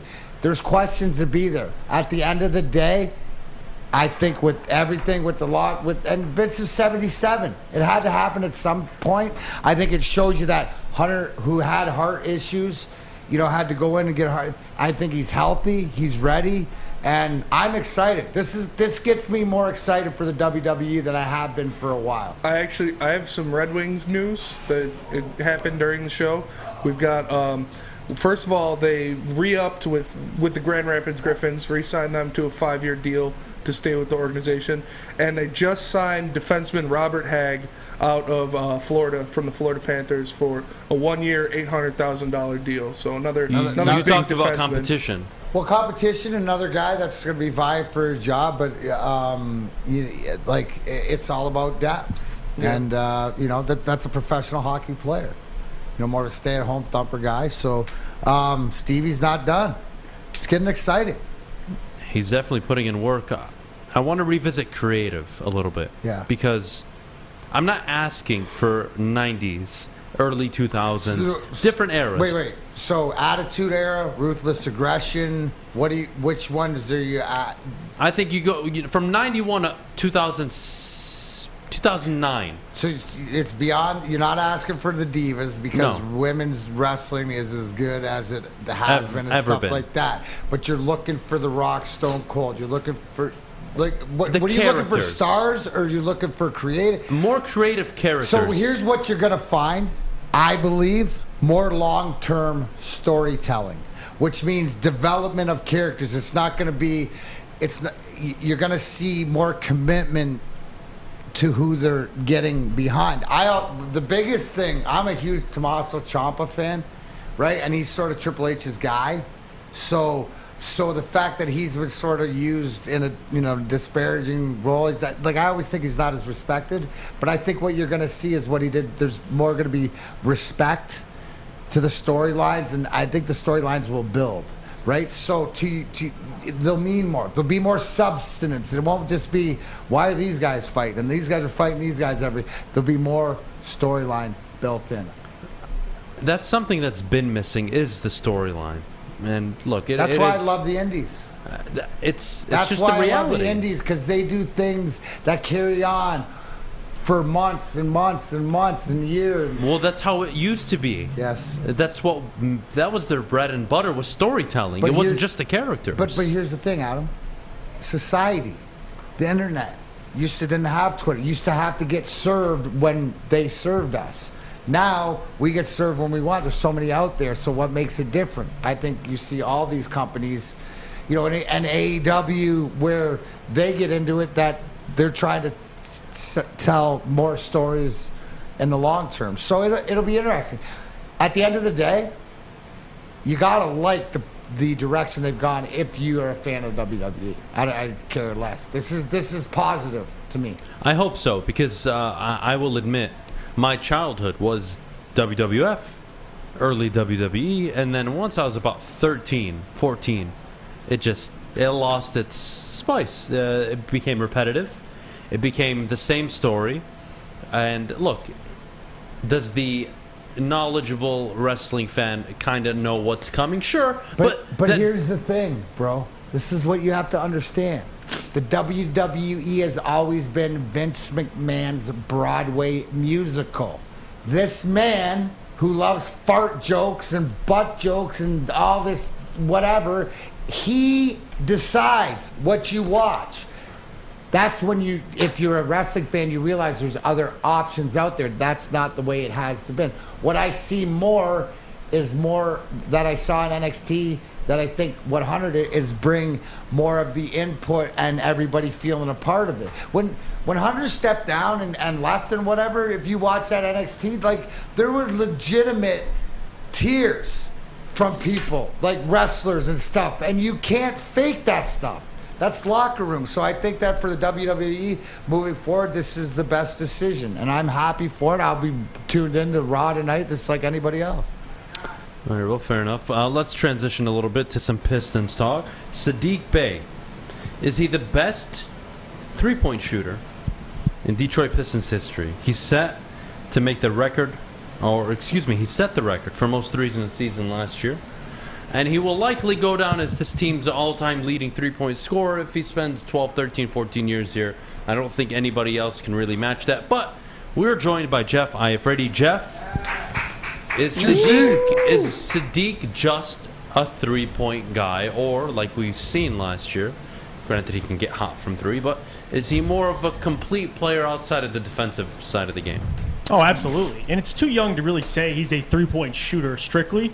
There's much more. I mean, they have to kick him out of the gym, so that tells you how hard he works. So I'm not going to limit him to just being a three-point shooter, but absolutely. I mean, me and Sean talk about this all the time. He's going to be the best three-point shooter in Pistons history, and that's because of the game. It just changed.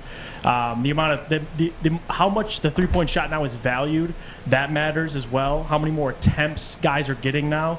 I mean, if you look at Saddiq Bey in 2 seasons, he's 13th all time on the three-point list for the Pistons. 13th in 2 seasons. I mean, in the attempts he has, he's got about half the amount of attempts as guys in the top 5. So in terms of attempts, they'll be there. And I think if he can be more consistent, no question. He's in the next couple years, if he stays a long time with the Pistons. I mean, you could have arguments about who's a more consistent shooter, but in terms of makes, he's going to be the best shooter. What is his role here? This year, it's probably the number 2 on this team. Mm-hmm. What is it next season? What is it the year after? Or is that pendant on Jaden Ivey? Right now for the Pistons, it's important because they're growing together, number one. I think when people say Saddiq will be the number 2 or Jaden will be the number 2, it's just too early to tell. Like, we haven't seen these guys on an NBA court. Once they get and gain chemistry this season, you could start to see who's going to be the 2, the 3, and how that works. Right now, it's just about playing together. For Saddiq, he works his ass off. I'll say that much. I mean, we all expect him to be the 3rd option, 4th option. But I will say he has a chance to be the number 2. I mean, he works hard. And to say he's going to be a third option, by the way, it's not an insult. Like, if you look at the 2 teams in the finals this year, look at their third options. They're still damn good players. So for the whole Saddiq thing, it doesn't really matter. All I know is he's going to be very important when this team is making, finals runs eventually down the line. So his up to him. His rookie year, he shot 38% from 3. Yep. And then he regressed last season. He shot about, 34%? Mm-hmm. So that needs to go back up. Right. He needs to be about 37, 38, 39%. Above 40, he would be elite, but he's got to be there. Yep. Consistency. He takes roughly 12 shots a game right now. Mm-hmm. That's a number 3. And that's probably where I want him, maybe at 13.5, 14 this year. Right. And that's the most I'd accept. But I don't want Jeremy Grant numbers, 18, 19, 20 shots a game. Don't need that. I know what you say it's early. But am I crazy to say Jaden Ivey, more than Saddiq Bey, has co-star potential? Oh, absolutely, yes. From he does. What I'm hearing out of both of you guys, right? You want to see is that how to where the ball. Here's my question to you: is what I'm hearing is, aren't these guys going to figure out who the 2 and 3 is and stuff like that right on. As we go along?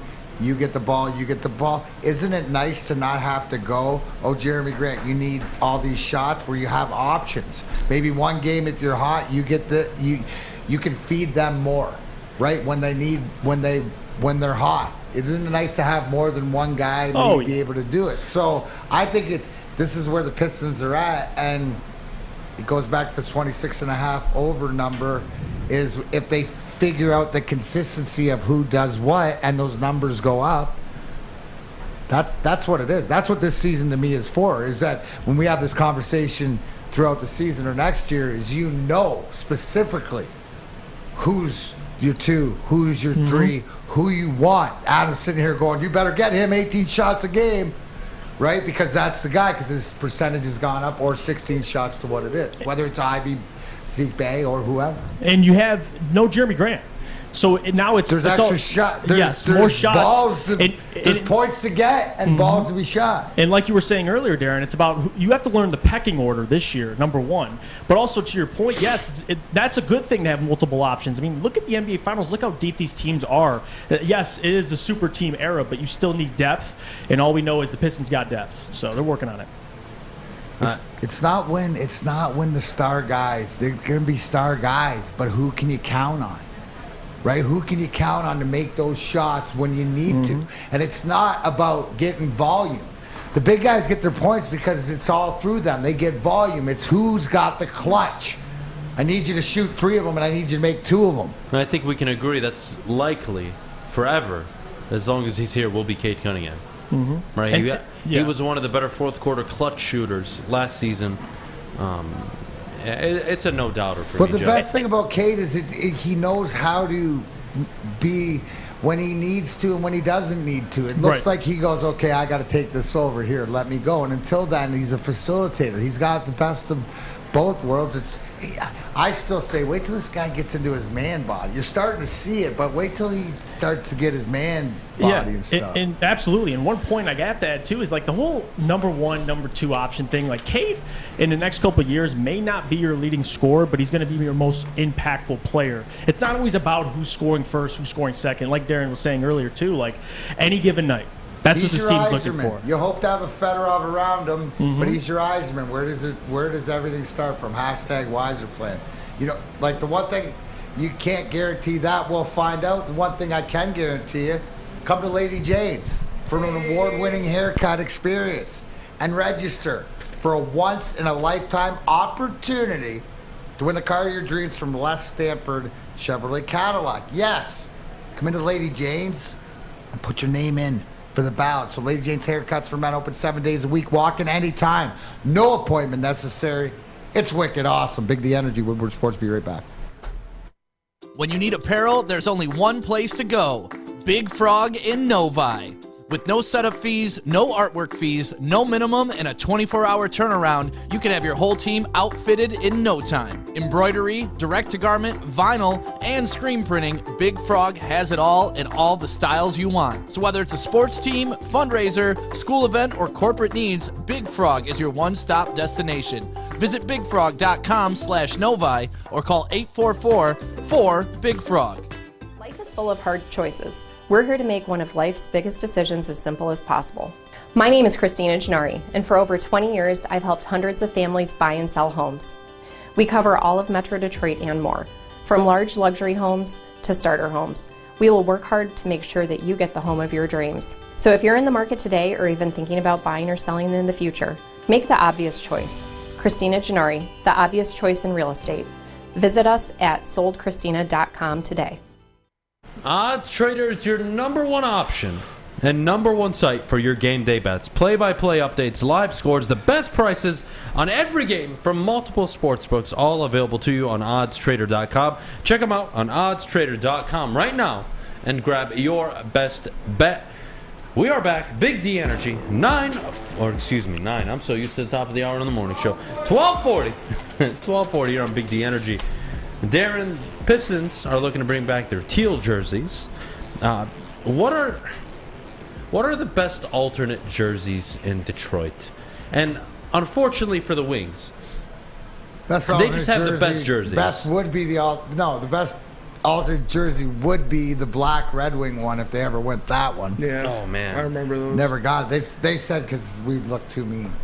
You know, they didn't want Proby to look too mean, I guess. No, but I love that. You know, the can't beat the red. I heard Terry's not a big fan of the he hates the teal. But it makes so much sense because that color and the color pattern to all the kids love it and stuff. But yeah, it's not traditional. It's not the old. It's different. I get it. It's different. And you know what? If this team's going to be different, if these guys like it, I've been more concerned with how not that it mattered, but how the players perceived it. If they're going to get behind it, I was lucky. I played with a horse head out in Calgary, and that was a black jersey. I love that one. Had the big horse head on it and stuff. So I think in the NHL, my opinion, the top 3 jerseys you have are the Wings, the Maple Leafs, and the Avalanche, in that order. I like the Blackhawks jersey. And I think the Lions. I like the Kraken's new jersey, too. I like that one. I think also the Lions, their Thanksgiving Day jersey is a top 3 jersey in the NFL for me. The old throwback ones? Yes, the one with the silver helmet and old decal on it. The silver and blue finish on the jerseys. I think the Lions jerseys on Thanksgiving are some of the best in the NFL. But do you bring back the black jerseys? My favorite ones that I have one. It's I think it was the first or the second Winter Classic that the Red Wings were in. It's like the cream. They have like the cream and red. Oh, they're so sick. It was the red jersey with the cream cursive writing, cream correct? cursive and the wing wheel. Those are my favorite. I used to have a black Red Wings jersey. I would love to see a black Red Wings jersey. Yeah. That would be I always wanted that terrifying. Yeah. That'd be awesome. That would be terrifying. Cooler than cool. You have what is it? You have the Detroit Stars for the Tigers, right? You have the Winter Classic Wings, which you just brought up. So, I mean, there are a lot of good jerseys here. I would say, though, are we fans of the all-white Lions uniforms? No. Would you be opposed to blue pants, white lining, silver outlines, and then a white jersey with a white helmet or blue helmet? No, I wouldn't. I like the white jerseys. I don't like the all-white, though. If I like it. We need a different like the helmet. the white with the pinstripes because I do like the black ones. You know, like I'm saying, it's just a little bit different. The white, too much white. But if they did like, you know how they do the neon ones or the I like those. Didn't they do? I like something? the Thursday, like the way they and the color rush. The color rush. Yeah, the all grays. Yeah. Yeah, like there's something that makes it pop. Now, I think what you run against is two teams against each other that contrast maybe a little much for the optical senses, but I think I like the Honolulu, you know, the blue, you know, the white, and I always like to mix around to see if you like it or not. You know, there's so many different inclinations. And if you don't, here's the thing for Lions. If they don't want to be S.O.L, same old Lions, maybe they should look to change it just a little bit so that we know, like, this is where the change was made. Maybe that's just with the little white outlining, or I don't know what it is, but there could be something that this isn't your same old Lions, and it starts in the uni. I think the Lions 90s jerseys, if you put them in today's material with today's logo and icon, and you have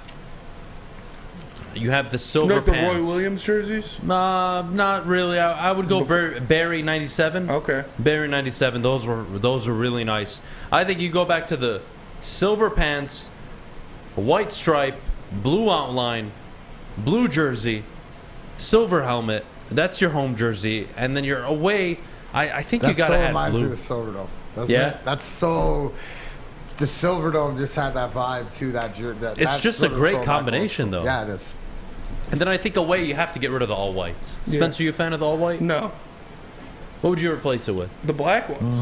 The black I don't think you could pull off black as a away jersey. Yeah. It has to be an alternate, right? I like the grays better Go than grays the whites. on the road and black at home. Yeah, I like Grays the on the grays road. better than the whites. Or the blue. You need to put the black in. What do we do with the helmets? Change them or no? I liked the one. I don't know if you guys saw like the alternates that they were talking about. The black ones? I like the blue one with like the zoomed in Lions logo, where the Lions logo is a little bit bigger. I didn't see that. Can you try to find Let me it? find it real fast. Yeah, I'm really curious. A blue Lions helmet. See, silver I think is easy. I wouldn't do white. Black is tough to pull off because of the logo color. It's tough to put a black on blue without an outline. I think it'd be weird. But you said a blue helmet with a white Lions logo? It's like, it's the black. Here, I got the picture right here. Yeah, I'm so curious to see this. The gray color rush I wasn't overly impressed with. Oh my god. It was whatever. No, there were other ones that were This is better. it right but here. it I like wasn't the number worst. 3 is what I'm talking about. Okay. Like this is the logo. Number bigger. 3. I Number can 3 get is with money. the 3. Yeah. 3's good. I like the 3. I can't That look would at go 4. with your uniform that you were talking about, the old Pontiac Silverdome ones. Yeah. Man, number 3 is money. Now two could be the alternate. Yeah. 2 could be the alternate. One's could, old school. 4's not. 4 4's could go got to a hell. new. No, you it don't like reminds it? me of the 0-16 Lions. Okay, there you Yeah, go. Get it out of there. Get it You out can of see Jack there. Kittner wearing that. I can't do Darren that. Orlovsky's wearing that. Oh my god. No, I 3. I that's- like 3. I like 3 a lot. I think that would be sweet. Yeah, 3 is beautiful. Yeah. And I think 3, honestly, they're kind of doing it a disservice a little bit. I don't think you need the black outline at the end of it. Agreed. I think you can make that silver, or you just keep outline it the white. lion in silver. Yeah. It doesn't need to be white. Oh god, that is. Yeah. That's money. That's money. Ryan, shut the hell up. You're ugly. Yeah. Those You're are all nicer than ugly. what I Cancel would've said, Ryan though. Lentz. Hashtag cancel Ryan Lentz. Ryan Lentz saying all the all And whites are good. Fog, you're not allowed number 4 because it reminds us of the winless The Matt season. Millen era, yep. Prag Patel said Yeah, like 4 what is are you gonna too do with the melon. Tigers after all this is over? You're just gonna burn everything? Yeah, honestly.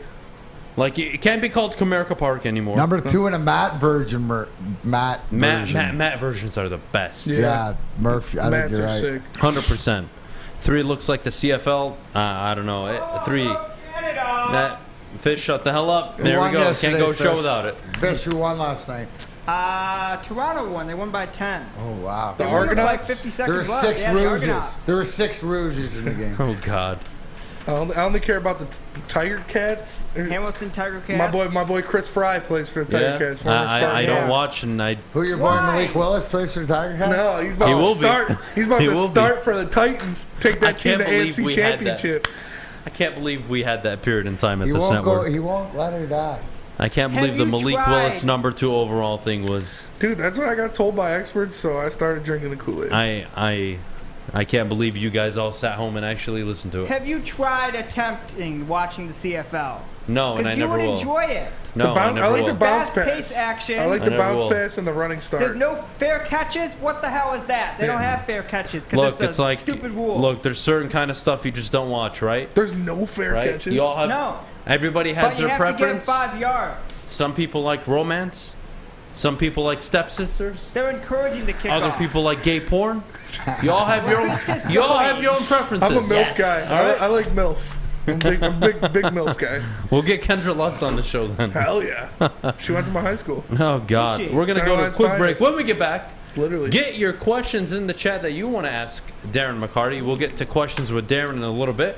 But before we do, I got to tell you about our good friends over at Cintron, the official drink of the Detroit Red Wings. Yes, the Detroit Red Wings. Cintron are strictly associated with winners. CintronWorld.com/Red Wings to pre-order their limited edition 6-pack today. The official drink of the Detroit Red Wings. Check out Cintron today. Ciabattas, summer salads, and dip shakes. All at Big Boy. Try a chicken club, chicken cordon bleu, or sunrise ham and cheddar. All on our grilled ciabatta bread. Or keep it light with our Michigan apple, chicken Caesar, or Greek salad. And don't forget to cool off with a frosty hand-dipped cookies and cream or strawberry shake. You heard it here first. Summer just got better. It's Feldman's Carmageddon. We're putting an end to high prices during our 4-day super sale. Only 24 hours left to shop thousands of used cars, trucks, and SUVs. Hurry in. Only 24 hours left. Make sure you download the Woodward Sports app in the App Store and the Google Play Store today. Take Woodward Sports with you wherever you go and listen live on your phone or mobile device. All right, well, don't waste your summer because it's open all summer long exclusively up until Labor Day. There will be basketball, roller skating, mini golf, art installations, live music and food trucks, free Wi-Fi so you can work from the park. Summer just got a hell of a lot better at the Monroe Street Midway, brought to you by Bedrock Detroit. Make sure you come down and check it out. We were there Friday for a broadcast. Ryan Armani hit one of the most legendary basketball shots I've ever seen in my life. I didn't know he could shoot a basketball, let alone walk more than 3 feet without panicking for air. So that was impressive. That was awesome. And by the way, I did stereotype Braylon. Yeah. He was worse at basketball than I thought. Yeah. So I got to give myself credit. He was worse? He was worse than I anticipated. He said I did stereotype Braylon. Hey, you got it right. Listen, gun to my head. All right? Yeah. Sometimes, you have some easy ones. Sure. I'm just saying. I mean, you got a 6'5" former professional athlete. At football. He made 4 shots in the first round. Yeah. Look, I only saw the last round where he only made one. I only saw the last round. No, so it's not fair. I didn't know he made 4, so maybe I'm not giving him enough credit. He won, so. Yeah, he made 4 in the first and 3 in the second, I think. Because he had to beat 2. We'll see. We should do beat fish next Well, time. we'll have to go back and check. But we'll start with Ask There were like D-Man. 70 kids there. So Darren, do you think the WWE brings back guys like Enzo that Vince has gone away from? I think that it's going to be a different mentality from the spot, and whether Enzo, I know he's out there doing indies, but if Triple H wants, it's sort of having carte blanche and being able to take his vision of what he started in NXT. So I think it's all open.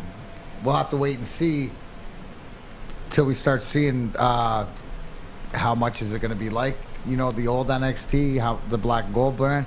But definitely it's going to have Stephanie and Triple H's fingerprints on it. It's just going to take a little bit of time, right? You're not going to just switch it overnight, but it'll be interesting. It's a 20-year celebration of Rey Mysterio tonight, so I expect that Triple H will be out there addressing the crowd, and it'll be interesting to see what he says.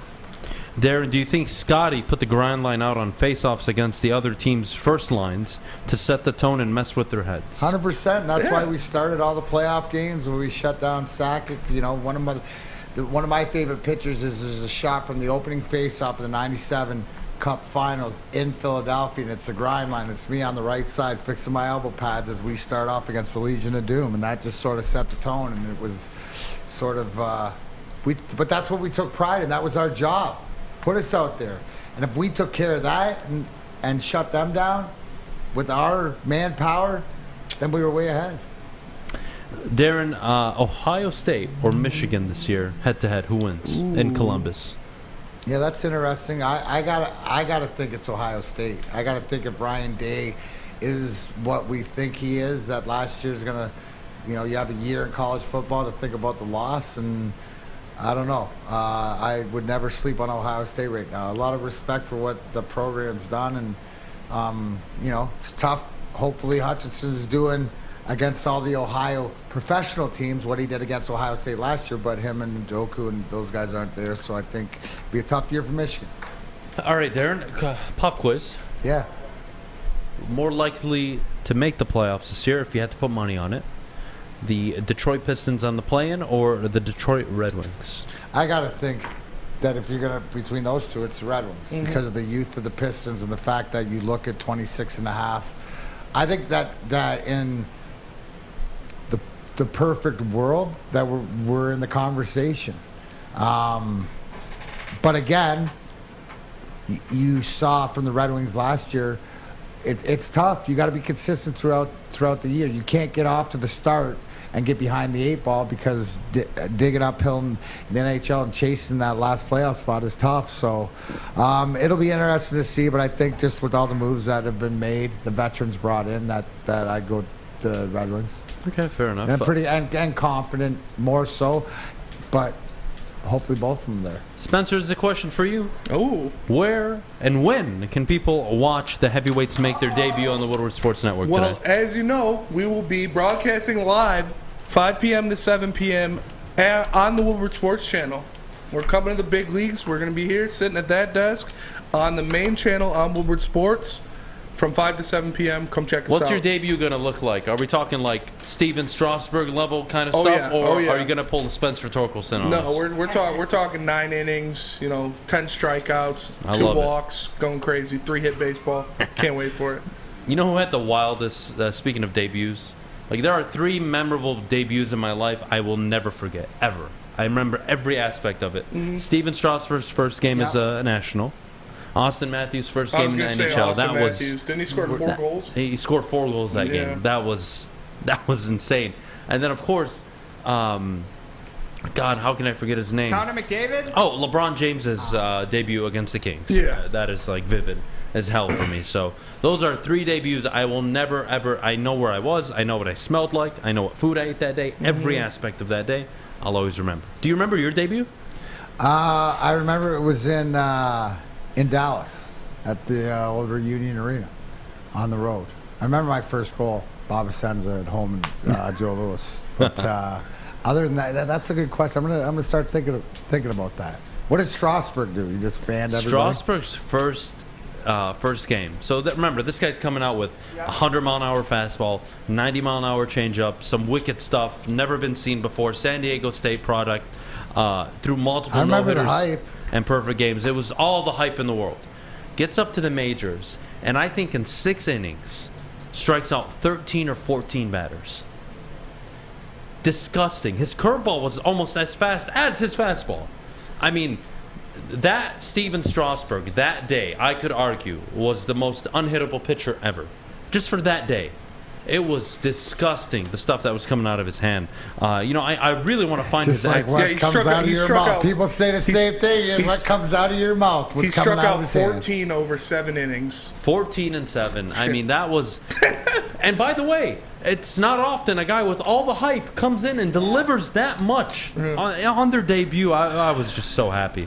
I remember I was at my grandma's house. That was like an epic moment, rooting hard for Steven Strasburg at the time. Let's see. We'll finalize the show and finish up with one more question. And that question can only be, are there any more moves, Darren, you foresee Steve Yzerman making, whether it's through trades? And when we say trades, we haven't even got to training camp yet, where you look at a roster that is full of NHL guys fighting for a position. So there will be moves made, whether it's the waiver wire, and before you lose a guy to waivers, you usually try to move them to see if they could be moved. But there's questions to be answered. So the answer is absolutely no. No, I expect a lot more to be done. Should Wings fans expect Tyler Bertuzzi to be traded at the deadline, or is he a keeper? No, I think you're going to see that right now is that Stevie. I think he's part of this team moving forward. They're trying to work out a deal and stuff like that. But again, the first thing is that if he gets traded, then that wasn't Steve. That's a 1919. So I think that 1919. I think that he's here. He's part of this championship pedigree. All right. Well, Darren, it was a pleasure doing a show with you. Absolutely pleasure. Too much fun. We got to get Neil buddy. to smoke on the show. What are we doing here? What are we doing? Neil is better than this. Well, we don't want to influence all. He's like the true professional. We got to corrupt people here. That's my goal. You can't let the Pistons see that. Yeah. That's what you get. Yeah. You all have a great rest of your day. Fish, thanks for covering Flannel Sam. Spencer, great job as always. Darren, it was a pleasure. Till next time, we'll see you guys live 2 to 4 p.m. today with SMA and Novi. And if you're a big fan of Big D Energy, well, we'll see you tomorrow at 11 a.m. with the return of Neil and Darren. Tomorrow. You guys have a great Monday. We don't have to worry about me. I'll be dead. Heavyweights 5 to 7. Check us out. Peace out, boys.